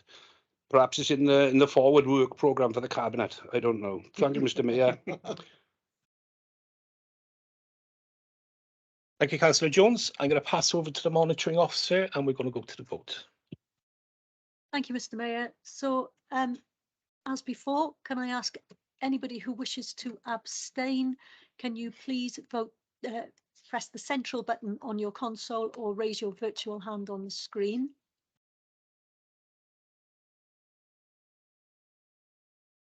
Thank you.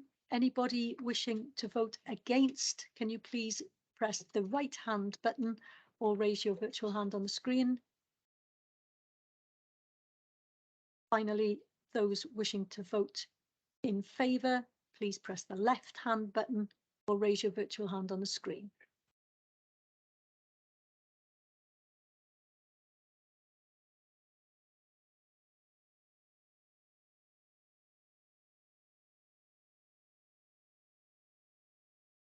So we just had a result there.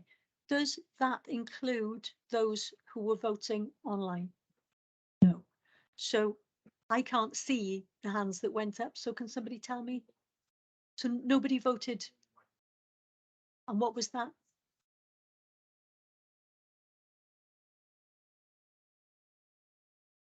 So the vote that was registered remotely, what was that? Was that for, against, or an abstention? Thank you.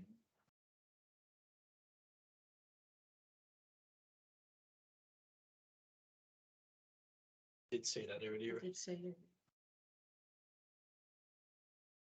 that. Right. If you can tell me what that other vote was.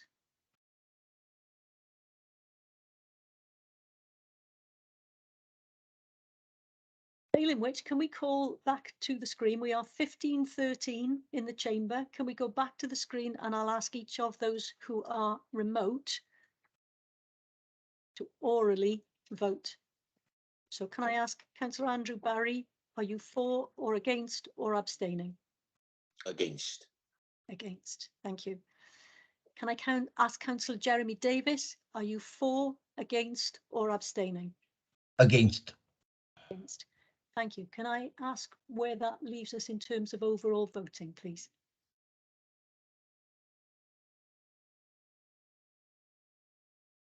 (15:15).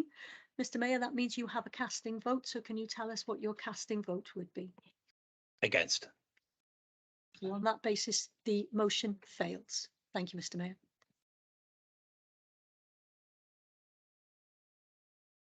Councillor Geraint Thomas has requested a comfort break, so I think we're going to give 10 minutes. Is that okay? Yeah.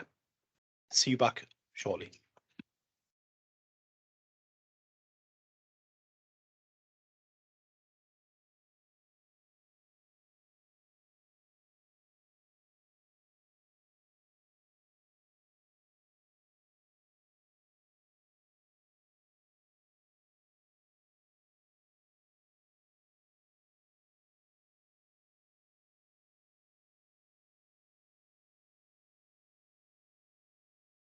Guys, the multi-story car park shuts at 8.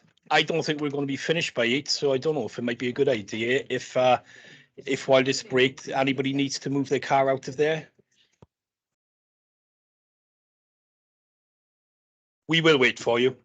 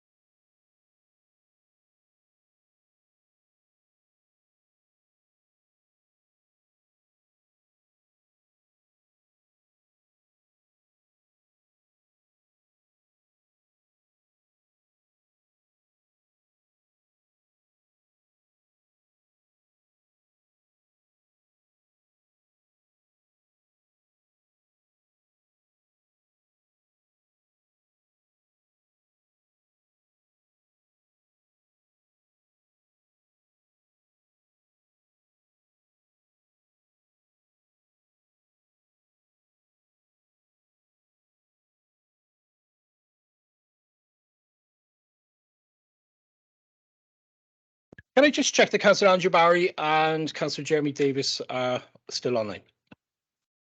Still here, Chair? Yeah, I'm your chair. Thank you, Mr. Mayor. Lovely. Thank you, everyone. Okay, agenda item number 6, notice of motion titled Playgrounds and Parks. Councillor David Jones submitted the motion, so I presume he'll be proposing and presenting this tonight. Thank you, Mr. Mayor. Since the start of the COVID-19 pandemic in 2020, our playgrounds and parks are used much more regularly by our younger residents. It is well documented that spending time recreationally in the open air helps with mental health and physical well-being. We, the Labour Group of Councillors at Merthyr Tydfil County Borough Council, published our manifesto ahead of the May 2022 local government election. One of our 6 pledges was playground improvements. We believe that the majority of our playgrounds and parks are outdated and need updating to include better apparatus, better disabled access and more appropriate equipment to cover a wider range of disabilities, both physical and neurological. This was highlighted while speaking with residents across the county borough during the election campaign. This motion proposes the implementation of a structured plan to ensure that all playgrounds in all 11 electoral wards are either updated, renewed or replaced by the end of 2026-27 financial year. And I so move, Chair. Thank you, Councillor Jones. Do we have a seconder for this motion? Motion. Thank you, Councillor Lewis. And we're going to questions from members.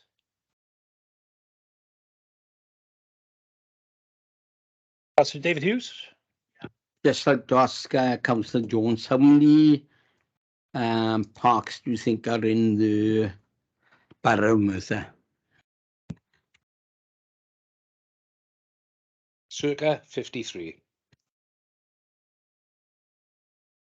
And playground, sorry, parks. Circa 53. You know what I meant. I got another question too. How much do you think this will cost to renew the 53 parks? 3.5 million over the 4 years. I think you massive bit out there. We talking 100,000 out for each playground at the moment, so that's 500,000. I believe. Some have already been done. Some have already been done, and the figure we were given was circa 70,000. And I based my calculations on that. Oh, sorry. Well, the new playgrounds are 100,000 now, so which you will learn about in the next scrutiny meeting, because I told you I'd bring in that report to you in scrutiny. So I'm quite surprised that we got this motion here today. When you know, I told you in scrutiny, the last scrutiny, that 2.5 million had already been put aside for playgrounds in the budget, so I'm quite surprised. Is a question? Is that a question or comment, Mr. Mayor? Well, it was a question, but I just put the comment on. Oh, Mr. Mayor. Councillor Lisa Mitten. Thank you, Mr. Mayor. Thank you, Mr. Mayor. Councillor Jones, Councillor Lewis, were you present in full council on the 8th of September 2021? If you need help, I shall remind you, you were. I was indeed, and if I remember rightly, playground equipment was on council agenda at that given time. Thank you, Councillor Lewis, for that clarification. I shall now reserve observations.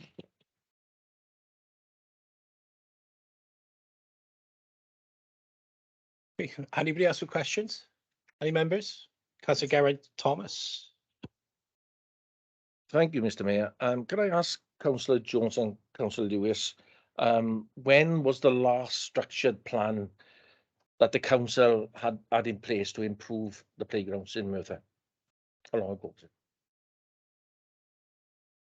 Certainly not in my time as a councillor.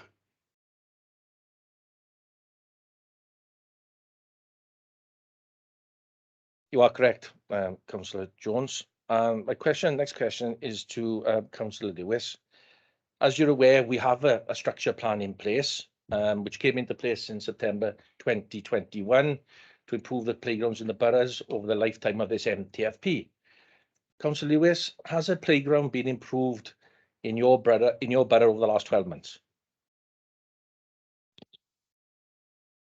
certainly in my ward, Councillor Thomas. In your ward, sorry, yes. I understand it was one of 4 that were renewed within the last 12 months. That being, that included one in Ton Carmel, which is your ward, one in Kevin Coed, which is the ward of the former leader, and another one in Bedlinog, which obviously Malcolm and Michelle represent. Thank you. Thank you very much. Thank you, Councillor Thomas. Just in answer to your question, when was the last time money was spent? Before the independents started putting money into playgrounds, it was 1996.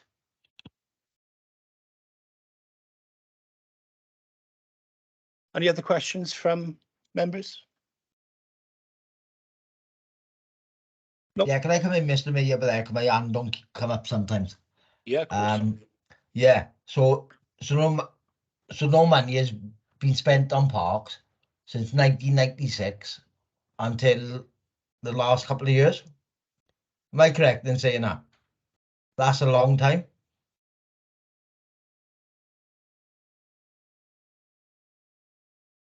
Councillor Brent Carter. Thanks, Mr. Mayor, but I hate to disagree with you because money was spent from 2008 onwards in the Pendra Park, where equipment was renewed and replaced there. So perhaps if we get the information and facts right in the first place, that would be great. Councillor Carter, just an answer to that. That was information that was given to me by Rob Barnett in July 2017 at the second meeting of the Neighbourhood Services Scrutiny Committee, because it was one of the things that I wanted done, to be honest, and that's been undertaken by the independent group.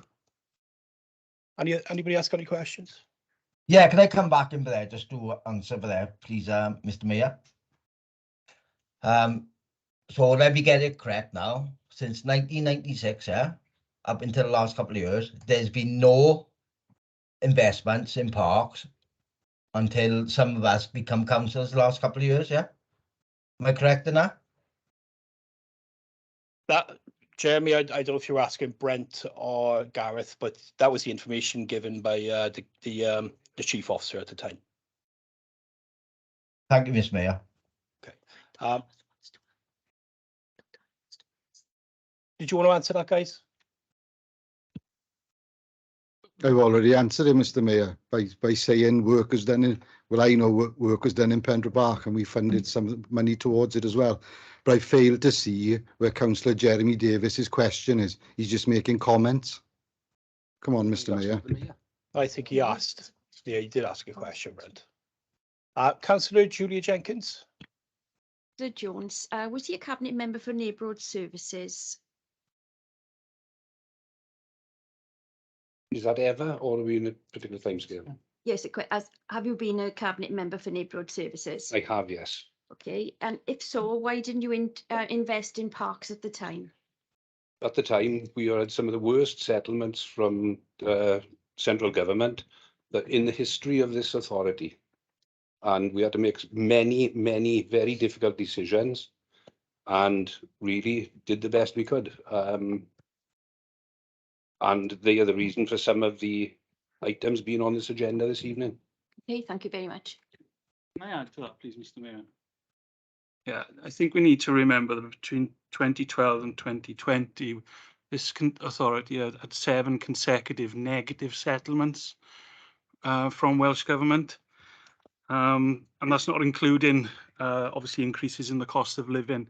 So I'm sure everyone can appreciate what a difficult time that was financially, for not just for this local authority, but for local authorities throughout Wales and indeed the United Kingdom, due to the austerity programme from the coalition government at that time. Thank you, Councillor Lewis. No other questions? Oh, Councillor Andrew Barrett, online. Thank you, Mr. Mayor. So, we're hearing times of financial difficulty. I don't know whether the Labour group are aware, but financial crisis at the moment, predictions of unprecedented levels of inflation, wage inflation at unprecedented levels, interest rates as we've never seen, as we've not seen since the 1970s, all on the horizon. Yet we're about to face one of the bleakest, if not the most unprecedented financially difficult years that we've ever seen in this authority. Yet now you're asking us to spend money on the parks, yet you couldn't, Councillor Davies. So can you explain to me why you think now we should be spending them with unprecedented financial pressures, the worst that we've ever seen, when you couldn't spend it back then? What are you seeing is the difference that I'm not seeing here?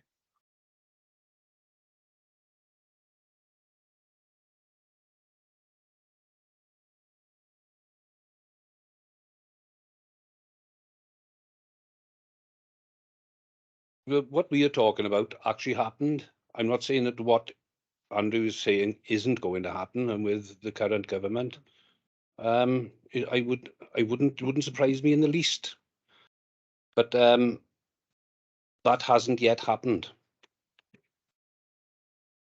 And whilst he's talking about austerity, he's just voted against. He's batting the other side now.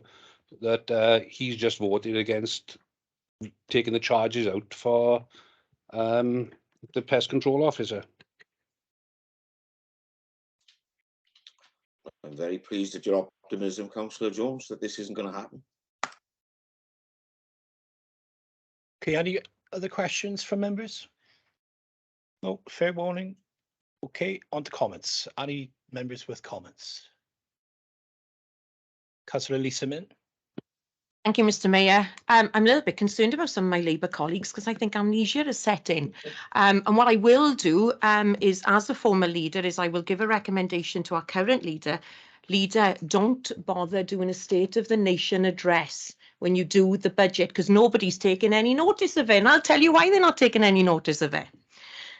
6 pledges in April for the May election. 6 pledges that this independent administration then and now are already implementing. So let's remind everybody what they are. Improve leisure services, and the one notice we had about the Leisure Trust. In the State of the Nation address, which I give to this council earlier on in this year as the former leader, I stated that in late summer of 2021, it was agreed that this council would lead on the redevelopment of Merthyr Tydfil Leisure Centre. The council quickly commissioned a leading leisure sector development company, Alliance Leisure, in order to bring both the main and learner pools back into use, whilst also redeveloping the splash pool and the changing rooms. That work and that refocus, potentially bringing a newly designed leisure centre and leisure trust, supporting them and working with them together, and we will continue to update the council. So improve leisure services. Sports and sports clubs and well-being was another pledge. Improvement in sports infrastructure. Over the year, the department has been integral in supporting a number of organisations in developing their sport and infrastructure. Our officers have assisted Pendarren Boys and Girls Club, as one example, in accessing nearly £600,000 to install a new 3G pitch, and assisted Merthyr Town FC with the replacement of their 3G pitch. In addition, the department works with our colleagues at Avontaff High School, etc., to lay out a new running track for students and the community to use all year round. They continue to support financial support for sport and leisure activities. I talked about the Active Merthyr team supporting physical activity providers, including sports clubs, enterprises and freelancers and private businesses, to successfully apply for over £400,000 external investment. I could go on, I won't go on. Guess what? You had it in black and white when I did that State of Nation address. Read it. Remind yourselves of it, and for new councillors, have a little look, because it'll help you with your pledges, because they're already being done. Now, it also mentions raise educational standards. Well, let me give kudos to Sue, our Chief Education Officer in the room, and I'll give kudos now because I know she took the baton off me and she will continue to raise those standards moving forward. There is relevance here because you talked. I'm coming to the relevance. You talked about your motions. You talked about your 6 pledges when you talked about the Leisure Trust. So let's talk about it now. I'm coming to the relevance. Let's move on then. I'll move on. Let's go to the parks and playgrounds. Let's remind you a pledge. Clive, she's already said that she's moving on. Grounds and parks. Playgrounds and parks. I'm trying to move on. I'm getting interrupted, Mr. Mayor.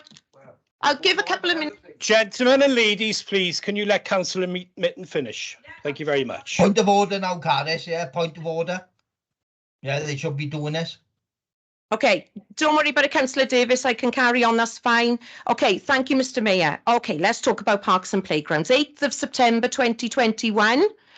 All councillors sat here, who were then councillors, then voted in support of a £280,000 spent at that time in relation to 4 playgrounds.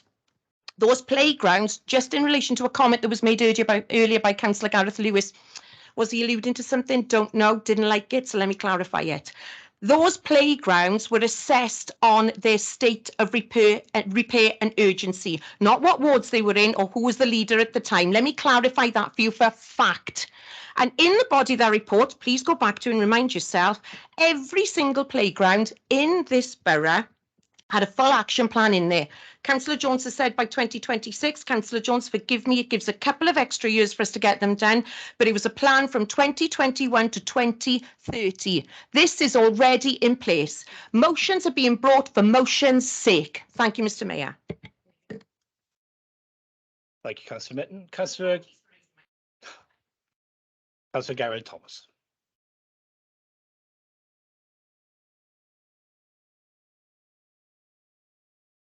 The former leader doesn't give you much to say now after that. Play, Councillor Mitten. No, you know, we all want better playgrounds for the children of Merthyr Tydfil and children of the borough. You know, that's a must. In 2017, when I stood for council, that's what I knocked the doors on. And it took me 3, almost 4 years to get that budget organised. So we've got to put this structured plan in place. Now, we have a structured plan to improve the playgrounds in the borough over the lifetime of the MTFP.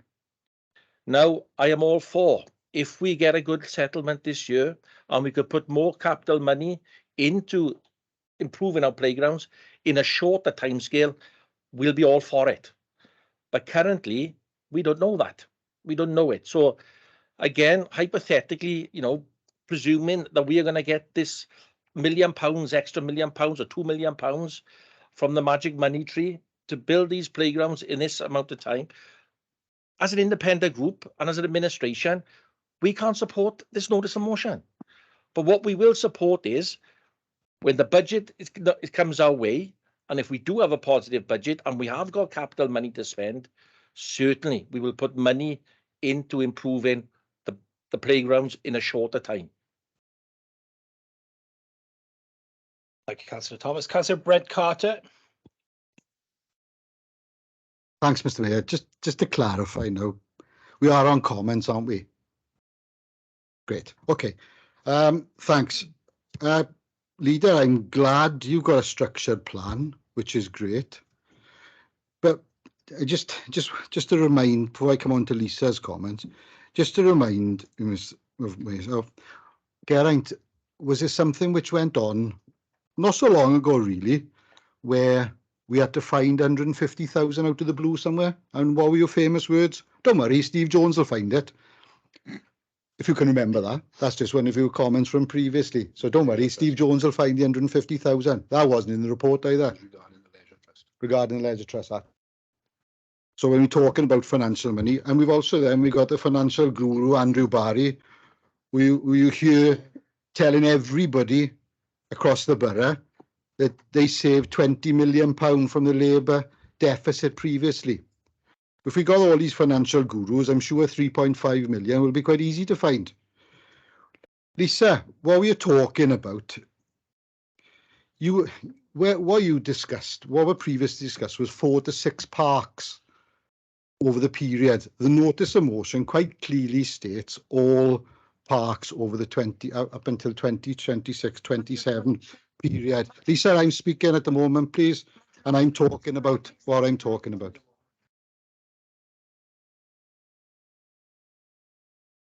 Can I carry on, Mr. Mayor? Thank you very much. Perhaps, Lisa, it's all the work in Kevin, which is clouding your memory with lots of different things. And also, Mr. Mayor, well, I take offence to you telling us I've got amnesia. It's the same thing. And also, point of order now, Caris, yeah? Oh, here we go. The voice of reason is speaking. Oh, Mr. Mayor, lastly, and I Sorry, will if it's a keep point this of last. order, if it's a point of order, I have to take the point of order. What is the point of order? Well, Councillor Jeremy Davis says he has one, so I have to hear what that point of order is. Okay, can I ask him where it is in the Constitution, the point of Well, order? that's what we're going to ask him now. Thank you. So, Councillor The Jeremy point of Davis. order is some bickering going on, right? It shouldn't be happening. No, So some point of people order should be needs allowed to to be speak, based on the yeah, and then Constitution. people can speak after, yeah. Councillor Davis, a point of order would have to be based on the Constitution. So have you got something from the Constitution that you want to raise? Yeah, people should behave and talk civil to each other, yeah. It shouldn't be Okay, butting thank in the you. conversations who's asking the Constitution. Thank you. Can I carry on, Mr. Mayor? What I would say is, Councillor Davis, you need to practice what you preach with regards to butting in. When we talking about, Lisa, sorry, I know I made this, you may correct me, but when we talking about the 3G pitches, Pendarren, etc., these all come out of Fossa Van funding. Fossa Van funding is completely separate to the council budget. So I don't know where you can say that we've done all this sort of stuff. We've got all this sort of money, Fossa Van funding. So please, let's not play politics on this sort of thing. The Pendarren 3G pitch. Whatever they did in addition to that.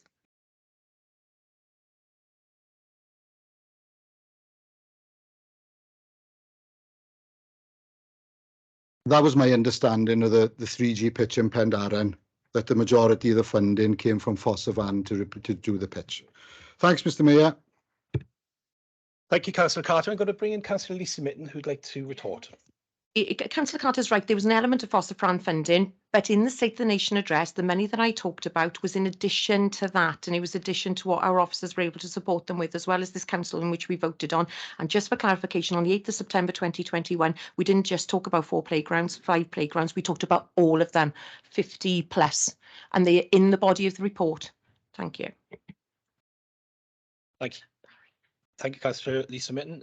Going to go online, Councillor Andrew Barry. Thank you, Mr. Mayor. Just to bring some clarity to the figures, £518,000 per year for the next 4 years, 2.1 million, an additional 500,000 being put on top of that. So 2.6 million over the lifetime of the medium-term financial plan. Capital programme, which was approved in March 2021, but all Labour councillors voted for that. Just clarity, Mr. Mayor. Thank you, Councillor Barry. Councillor Darren Roberts. Yeah, thank you, Mr. Mayor. I think when we were talking about the amount of money not being spent on playgrounds going back to, what was it, 1996 or whatever it was, you know, that's quite stark. And that was no doubt aimed at Labour, because over the majority of the time, Labour has been in control of the council. But, you know, there has been independent administrations as well, and that change in funding wasn't reversed, if you like.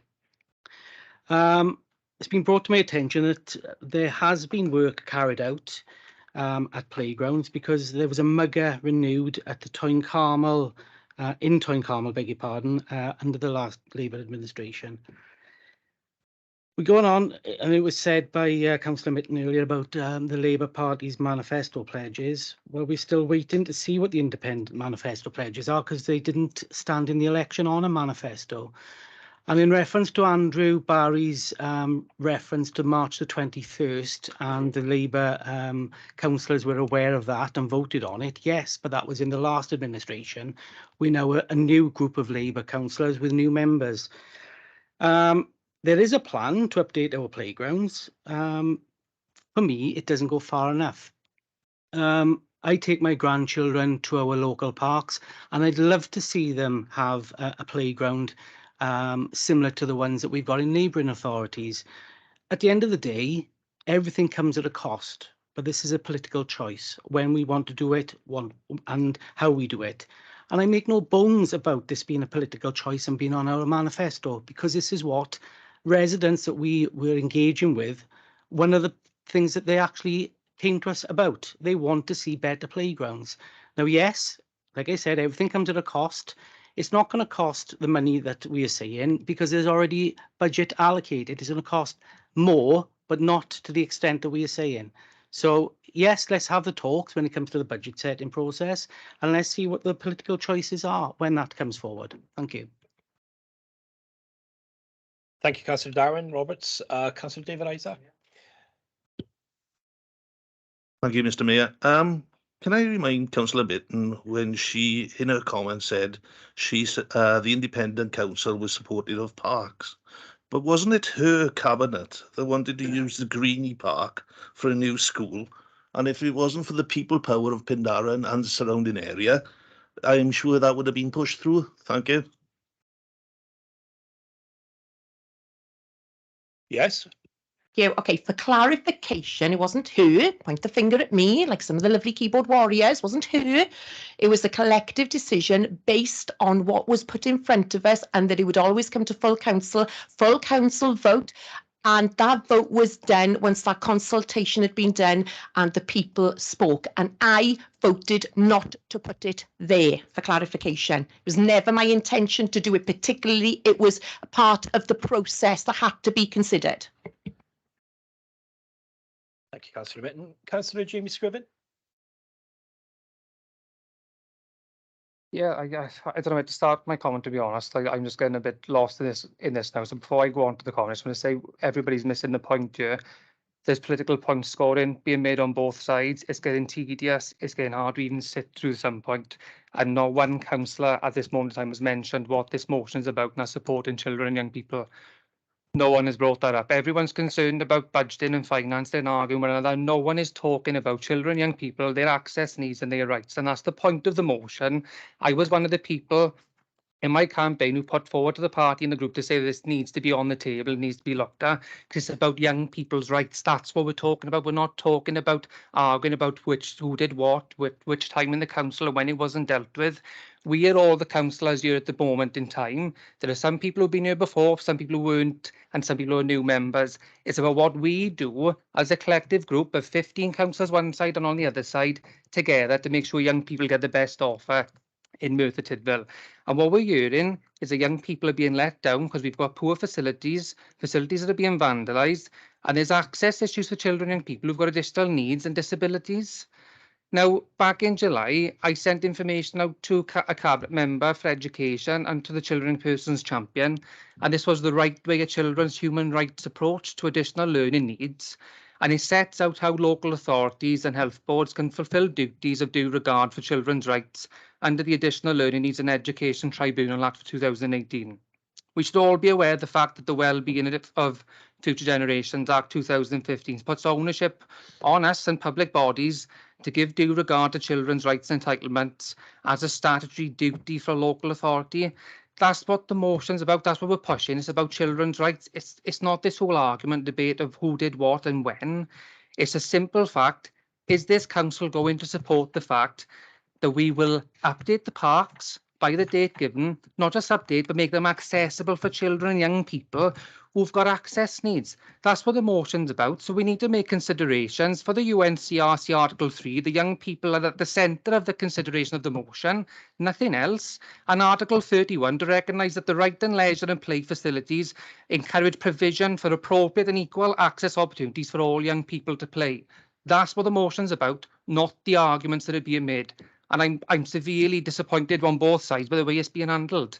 I think that's the point. Do we support that? And that's what it needs to be left at. Thank you, Councillor Scriven. Councillor Anna Williams-Price. Thank you. I also benefit from being a newly elected councillor, and I just want to give my perspective on this. To me, the picture painted as a new councillor was that this council has received several consecutive positive settlements from Welsh Government, and acknowledging all the pressures at the local authorities face in delivering a wide range of services, both statutory or otherwise, I felt that was a relatively positive position to be in. If the current state of play is that parks will be renewed by 2030, then I believe there is scope to accelerate this in line with the timescale set out in our motion. We are facing a cost of living crisis fueled by poor decisions at a Westminster level and other external factors. However, if residents are going to experience this, then access to high quality, free local play provision will only benefit our residents across the borough. Thank you, Councillor Price. Councillor Michelle Jones. Thank you, Mr. Mayor. Yeah, just coming back on Councillor Scriven's comments, I completely agree with you. However, we just want to make it clear the plan is in place. The parks have all been assessed. They're all, where necessary, going to be refurbished. The money has been budgeted for it. It's done. This is why we don't understand why this notice of motion is here today, why we're discussing it. It's in place.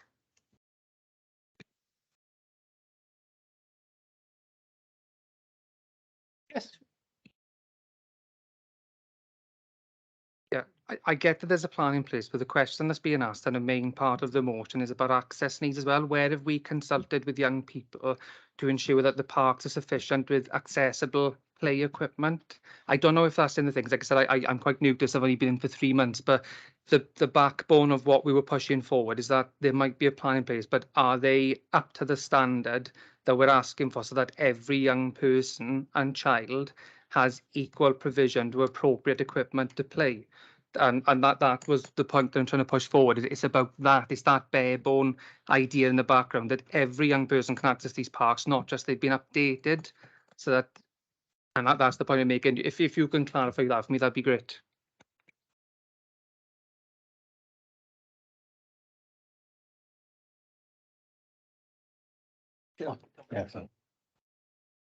Yeah, children are consulted. In the parks that we've built already, the children from Coedwig Erin School have been consulted on the one in Gelli Dig and also in Town Carmel. So their input is really important to us.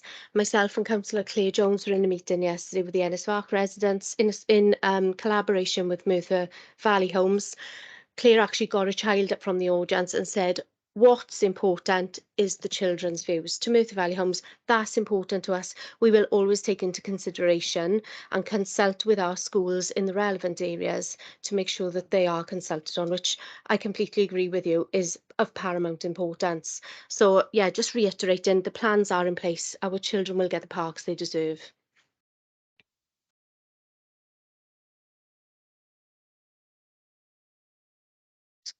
Councillor Scott Thomas. Thank you, Mr. Mayor. Actually, just an observation from myself. You know, as someone who's lived pretty much near a park almost all my life. Although obviously parks haven't been financially updated in their entirety, where parks have dilapidated equipment, you do see improvements made to replace those where they have become unsafe or past their prime. So even though obviously parks haven't been financially overhauled completely, you do see that parks do get equipment updates as and when they need. So obviously money must have come from somewhere, which would have come from the council, whether it be within budget or out of budget, it would have been paid for by the council. So I just want to remind members that, yeah, they may not have been budgeted in since 1996 or whatever the date was, but money has been spent on parks to update them over the course of that period, irrespective of which party, which group are in charge.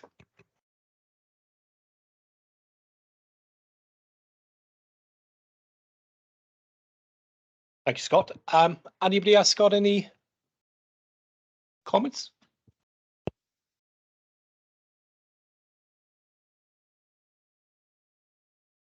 Councillor David Jones then, and you will close the debate. Thank you, Mr. Mayor. As stated in this notice of motion, spending time recreationally in the open air is a massive benefit to younger residents, both physically and mentally, at a time when these are serious concerns nationally. Most of our play equipment is dated and near end of life. So if we are to encourage outdoor play, we need to have new equipment that will not only appeal to younger residents, but also be suitable and accessible for those that have disabilities. We need to get this done as quickly as possible so that as many young residents as possible across the county borough get the maximum benefit of 21st century play equipment. Before I close it down, I do want to make one comment to Councillor Barry. He mentions that there was a £20 million deficit when the independents took over. obviously, every year we need to have a balanced budget, so I only assumed he was talking about the MTFP, and the current MTFP is £16.5 million the last time I saw it, so good luck with that. I hope you will support this notice of motion and thereby the young residents of Merthyr Tydfil County Borough Council. Thank you very much, Chair. Thank you, Councillor David Jones. Okay, I'm going to hand over to the monitoring officer and we're going to take it to the vote. Thank you, Mr. Mayor. I think we need to just do this slightly differently so that we make sure we don't miss the votes from Councillor Jeremy Davis and Councillor Andrew Barry. So I'm afraid I'm going to have to ask them separately at the end to cast their vote. And what I'll do with everybody else is go through the process as we have done up until now. So can I ask everybody who wishes to abstain to press the centre button on the console? Thank you. Everybody who wishes to vote against to vote, press the right hand button on the console. And everybody wishing to vote for to press the left hand button on the console.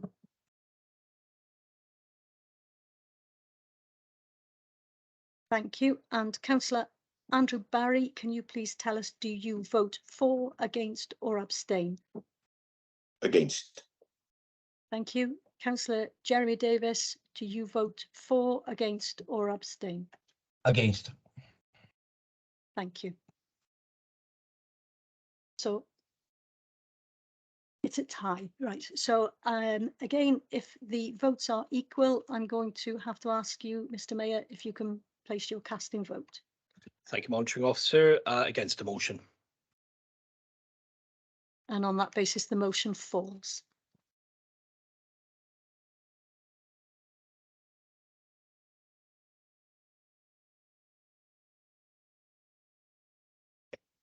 Okay, agenda item number 7, risk management strategy policy.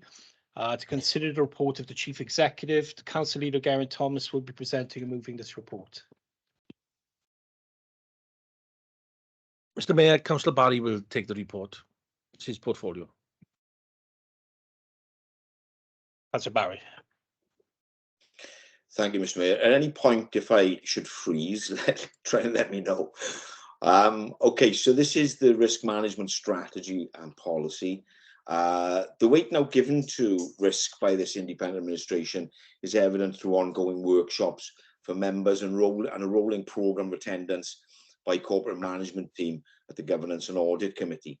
The prominence given by Cabinet and full Council to this fast-changing environment and the prevailing threats and risks to this authority have been clearly communicated through the annual Risk Management Progress Report 21-22 and most recently the updated Corporate Risk Register approved to Cabinet this afternoon and available to all members through the intranet.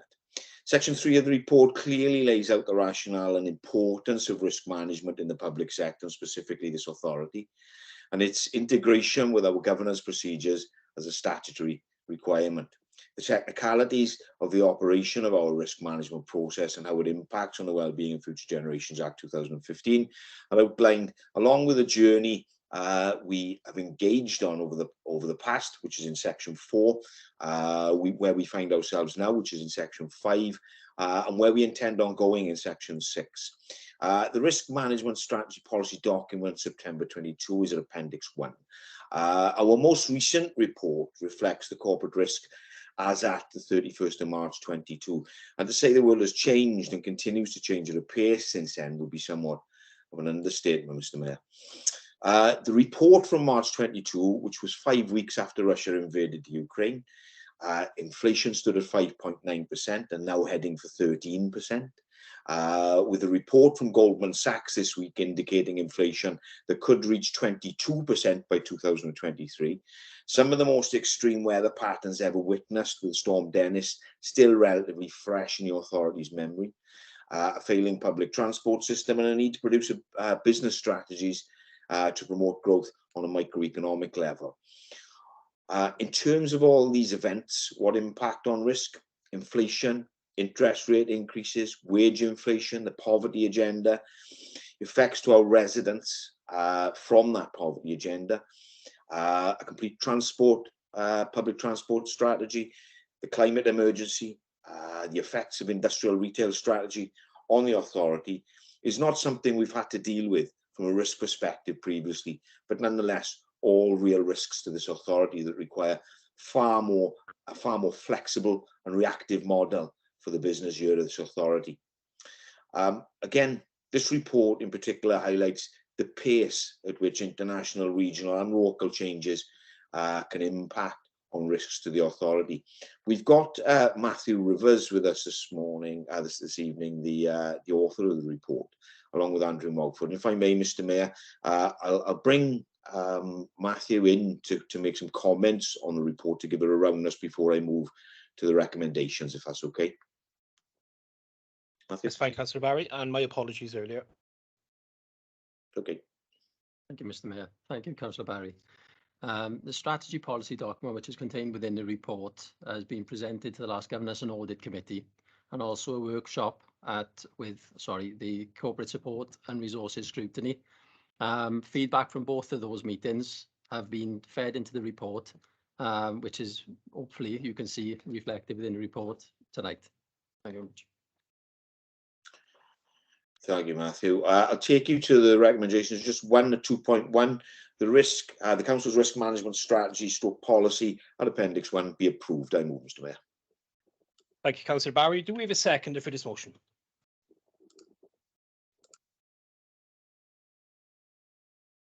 Councillor Geraint-Thomas. I'll be the second now, Mr. Mayor. Thank you, Councillor Thomas. We go to questions. So any questions from members?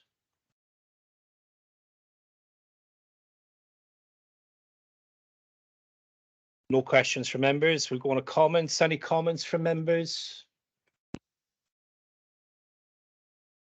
Okay. Councillor Brent Carter. Thanks, Mr. Mayor. I'll keep it really brief because Tottenham in the Champions League tonight, and I haven't been in it for a couple of years, so I'm rather keen to watch the second half of it. I just as a shadow cabinet member, I would just like to thank Andrew and Matthew for this report. It's really comprehensive and it's excellently written. Thank you very much, both. Thank you, Councillor Carter. Councillor Darren Roberts. Yeah, pretty much the same as Councillor Carter, Mr. Mayor. Thank Matthew and Andrew for the report. It's quite easy to read and makes very interesting reading. And thank you for your patience this evening as well, for all officers. Yes. Thank you, Councillor Roberts. Any other comments from members? No. Okay, I'm going to pass on to the monitoring officer to bring to the vote. Thank you, Mr. Mayor, and we'll do as we have done now for the last item. So I'll ask all members in the chamber, if you wish to abstain, can you press the middle button on the console? If you wish to vote against, can you press the right-hand button on the console? And if you wish to vote in favour, the left-hand button on the console. And then can I ask Councillor Andrew Barry, are you voting for, against or abstaining? For, Monitoring Officer. Thank you. Councillor Jeremy Davis, are you voting for, against or abstaining? For, Monitoring Officer. Thank you.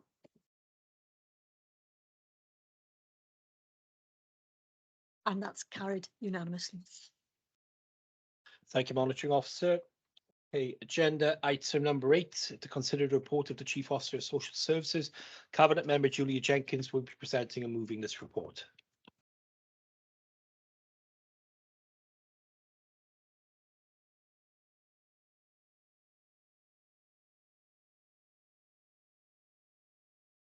Right. Thank you, Mayor. It's a full council report for the Childcare Sufficiency Assessment 2022. The summary report. The purpose of this report is to agree the Childcare Sufficiency Assessment 2022 and associated action plan, which is a statutory responsibility of the local authority. The report outlines the key findings of the sufficiency assessment, which has involved extensive consultation with all stakeholders, including parents across the county borough. Before I go to recommendations, there's some key areas that are worth colleagues noting, particularly during the current economic climate. Many parents identify cost of accessing quality childcare as a barrier, and this means extensive use of family networks to provide childcare, which can impact on children's future development and learning, particularly around speech, language and literacy. Providers are also feeling the squeeze. Welsh Government has provided additional financial resource for those delivering Flying Start through the Children and Communities Grant and through childcare, offering an attempt to combat the loss of provision. Greater access to information on childcare is essential to supporting families to access the provision and financial support that may be available to parents. The rollout of Flying Start, once confirmed by Welsh Government, will reduce financial pressures on families. And the recommendations that 2.1, the Childcare Sufficiency Assessment and Associated Action Plan be approved for submission and for publication. And 2.2, updates on progress against the recommendations within the Associated Action Plan be reported annually to elected members be approved. I so move.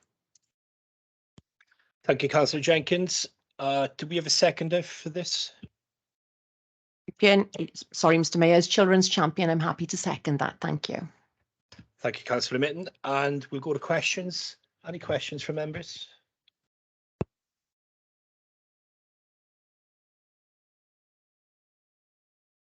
No questions. We'll move on to comments. Any comments from members? Okay, no comments. I'll pass over to the monitoring officer to take it to the vote. Oh, sorry, your name hasn't come up. It's just in relation to page 150, in relation to the consultation. I'm just a bit sad because it actually says in there, the voice of parents.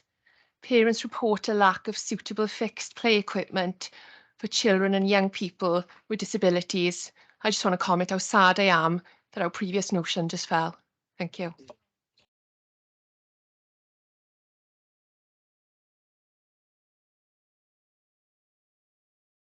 Any other comments? No? Okay. It may be easier if you press the button because the names haven't come up. I pass on the monitoring officer this time. Thank you, Mr. Mayor. So we'll go in the same way. Can I ask all members who wish to abstain to press the centre button? All members who wish to vote against to press the right-hand button. And all members voting for to press the left-hand button. Can I ask Councillor Andrew Barry, are you voting for, against or abstaining? For, Monitor Officer. Thank you. Councillor Jeremy Davis, are you voting for, against or abstaining? For, Monitoring Officer. Thank you. And that's carried, Mr. Mayor. Thank you, monitoring officer. Going to the next agenda item number 9, which is the Place Sufficiency Assessment 2022. Consider the report of the Chief Officer of Social Services. Cabinet Member Julie Jenkins will be presenting and moving this report.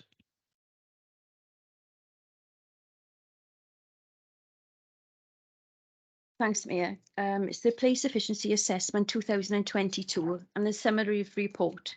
Report outlines the findings of the 2022 Place Efficiency Assessment conducted by Premier Group on behalf of the local authority. The assessment has enabled the authority to identify and assess the progress made since 2019 across the play agenda. The authority and its partners continue to make good progress in many areas. An action plan as required by Welsh Government has been developed to address the recommendations and ensure continued progress of the play agenda within Merthyr Tydfil. Before I go to recommendations, there's some critical areas that I would like to bring to colleagues' attention, and they are as follows. We all learn through play. Play is vital to children's well-being and development, a fact that is heightened during the pandemic because of the impact on children's social skills. This, in truth, can negatively impact on children's learning journey within school and lead to higher cost interventions. The reports reinforce how play habits have increasingly become focused on the home environment for many children not able to access organised activities due to parents' fears around children's safety. The LA is entirely reliant upon grant funding from Welsh Government to both coordinate and deliver the play agenda, and therefore the progress is commendable. The LA is working to increase the number of voluntary sector play providers registered with Care Inspectorate Wales to provide affordable, registered open access after school and holiday play provisions. I go to the recommendations. The 2.1, the 2022 Play Sufficiency Assessment and Annual Play Action Plan, as required under Section 11 of the Children's and Families Wales Measure 2010 and Play Sufficiency Wales Regulations 2012 be approved and submitted to Welsh Government. 2.2 of the recommendations, updates on progress against the recommendations within the associated action plan to be reported annually to elect members be approved. I so move. Thank you, Councillor Jenkins. Do we have a seconder? The Mayor, again, as Children's Champion, I wish to second that. And in doing so, just to reiterate that on page 162 of this document, it does say that whilst there is no formal mechanism, the local authorities continue to focus on the inclusion and will continue to focus on the inclusion since the last PSA to ensure more suitable resources and equipment are in place for children with ALN and disabilities. That is an absolute focus for this council. Thank you, Mr. Mayor. Thank you, Councillor Mitten. We're going to questions from members. Any members got questions? Councillor David Isaac.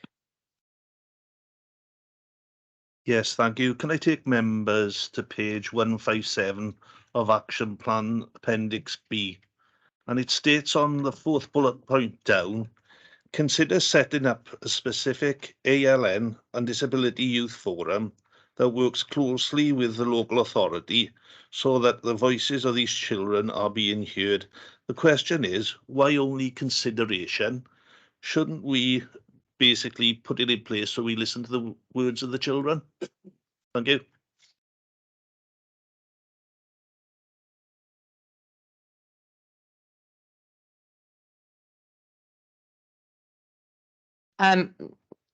Without wishing to label anybody, you would be aware, and I'm certainly would help, that we do consult with MT Boyth, Merthyr Tydfil Bydwyd Youth Forum, and there are children within the body of MT Boyth who have both ALN and disability needs, and they are a very important voice to this council, as are the Youth Cabinet. Thank you, Mr. Mayor. Thank you, Councillor Mitten. Councillor Jamie Scriven. My question will tie in with what Lisa's just said and what David was referring to, and that is that an ALN Youth Forum will be, you sort of like separating those young people for a specific need, which has worked in some cases, but being a participation officer now for maybe 6 or 7 years, it's more detrimental than what it is actually beneficial to those young people. We found it with our looked after children's groups that we looked after, felt that they were being treated differently because they were in care or looked after children. The point I'm getting to in the question is that this needs to be integrated into mainstream participation services, so they're not defined by their disability. So I was just going to ask, have we got disaggregated data for MT Boyth so we can see what the numbers are? I know you're saying there are, Lisa, just be interesting to see how that is shared out and why are we not pushing for young people to be supported directly through our participation service rather than setting something up new? You know, and that's, I use the word labelling, but that's the point I was trying to make. It is about being inclusive, not, you know, setting anybody apart, if you like.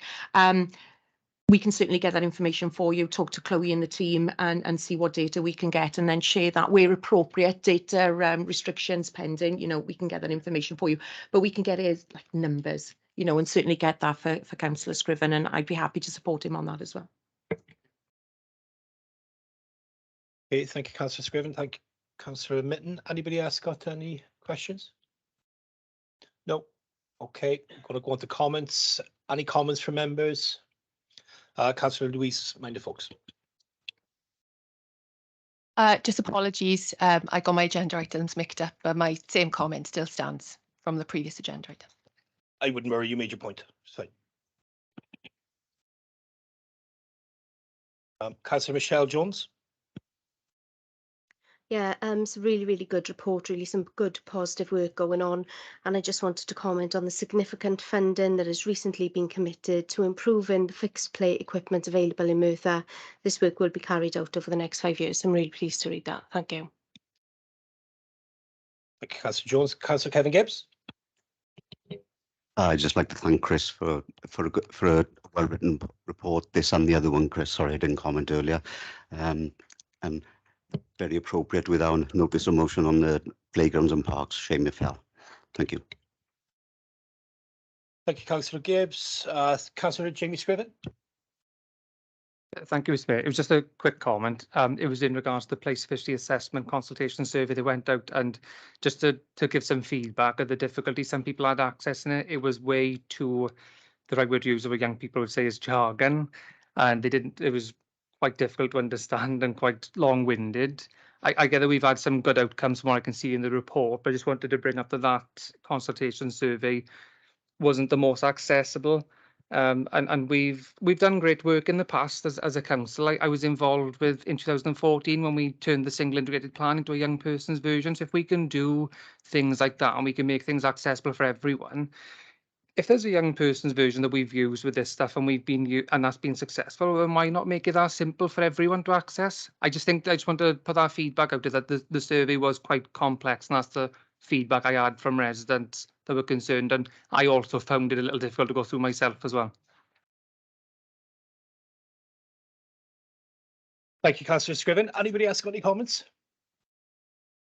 No? Okay, we're going to pass over to the monitoring officer to take it to the vote. Thank you, Mr. Mayor. So again, can I ask any member wishing to abstain, can you please press the centre button? Any member wishing to vote against, can you press the button on the right? Any member voting in favour, please press the button on the left. And then can I ask Councillor Andrew Barry, are you voting for, against or abstaining? For, monitoring officer. Thank you. It's gone green, I'm not sure why. I'm for, Caris. Thank you, Councillor Davis. Yes, so that I think is the voting complete. And that's carried unanimously. So. Thank you, monitoring officer. That was my fault. I voted late and pressed the wrong button. Okay, agenda item number 10, wellbeing assessment and population needs assessment. To receive the report of the Chief Executive, this is an information only report. Agenda item number 11, to deal with any other urgent business or correspondence. I've had none. Agenda item number 12, to receive communications from their worship the Mayor. I've had none. Agenda item number 13. Councillor Clive Jones. I think it's right that we seek clarification from Caris and maybe some other officers about the situation with anybody who's using a camera, whether it's in council or committee meeting, as to whether they should be putting the camera on, because I was in the Regeneration Committee yesterday and one of the co-opted members didn't put a camera on, and the chairman asked her to do so, and she did. So I think we need to have that clarification. If you could inform us in writing, all members, as to exactly what the situation is, please, Caris. Yeah, I certainly can, and you have already got it clarified because I read it out at the beginning. We are in a particular difficulty because of the difficulties of one of our members this evening, and I'm going to need to take that up with him later. Because we can't have a situation where people are joining without the camera on. So we're going to have a discussion about a different way around that. But I can certainly clarify to everybody in writing and confirm the position that we've already set out.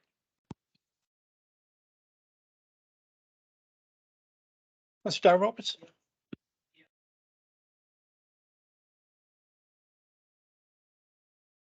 Thank you. Yeah, on that point, really, we're about to go into an exempt item, and on that point, you know, if a member hasn't got the camera on, we don't know if they're on their own in an exempt item. So I think it is really important, albeit it's an information report this evening, but it may not be the case moving forward. So yeah, just like to echo Clive's point on that. Thank you. There's no dispute about it, Councillor Roberts. I absolutely agree with you. Unfortunately, the situation we were in tonight, there's not anything I can do about it. Okay, thank you both. We're going to move on. Agenda item number 13. I am going to hand over to the monitoring officer to take us into a section 100 in order for agenda item to be brought forward. And Councillor Andrew Barry. Yes, sorry, Mr. Mayor. It was just an item under any other business, and I'm not sure whether it's at this point, but I'd like to highlight the fact that Gavartha High School, being Armed Forces champion, have just been awarded the Bronze Award for the Armed Forces Friendly School Cymru, and I just think it's advisable for this authority to give credit where credit's due, and that's an amazing achievement by the school. Thank you, Mr. Mayor. Thank you, Councillor Barry. Bear with me now. I've also got one. I was sent one earlier, and you just reminded me. I would like to remark on a summer of sporting success for the borough. Can I congratulate Merthyr Tydfil Cricket Club for winning Division 2 and gaining promotion to Division 1 of the South Wales Cricket Association, and to all our residents who made the Commonwealth Games such a triumph. I would also like to wish Gavin Gwynn the very best of luck when he defends his British and Commonwealth lightweight titles at Bolton later this month. Okay, thank you very much, everyone. We will go on to agenda item number 13. As I said, I'm going to hand over to the monitoring officer to take us into the section 100 so the agenda item can be brought forward, and we will need someone to move that section 100.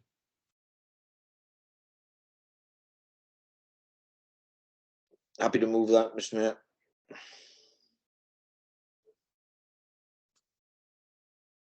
And do we have someone to second that? I think it takes time. Yeah. Takes time. Is that enough, I think? Have you seconded? Yeah. Okay, agenda item number 4. We have to vote on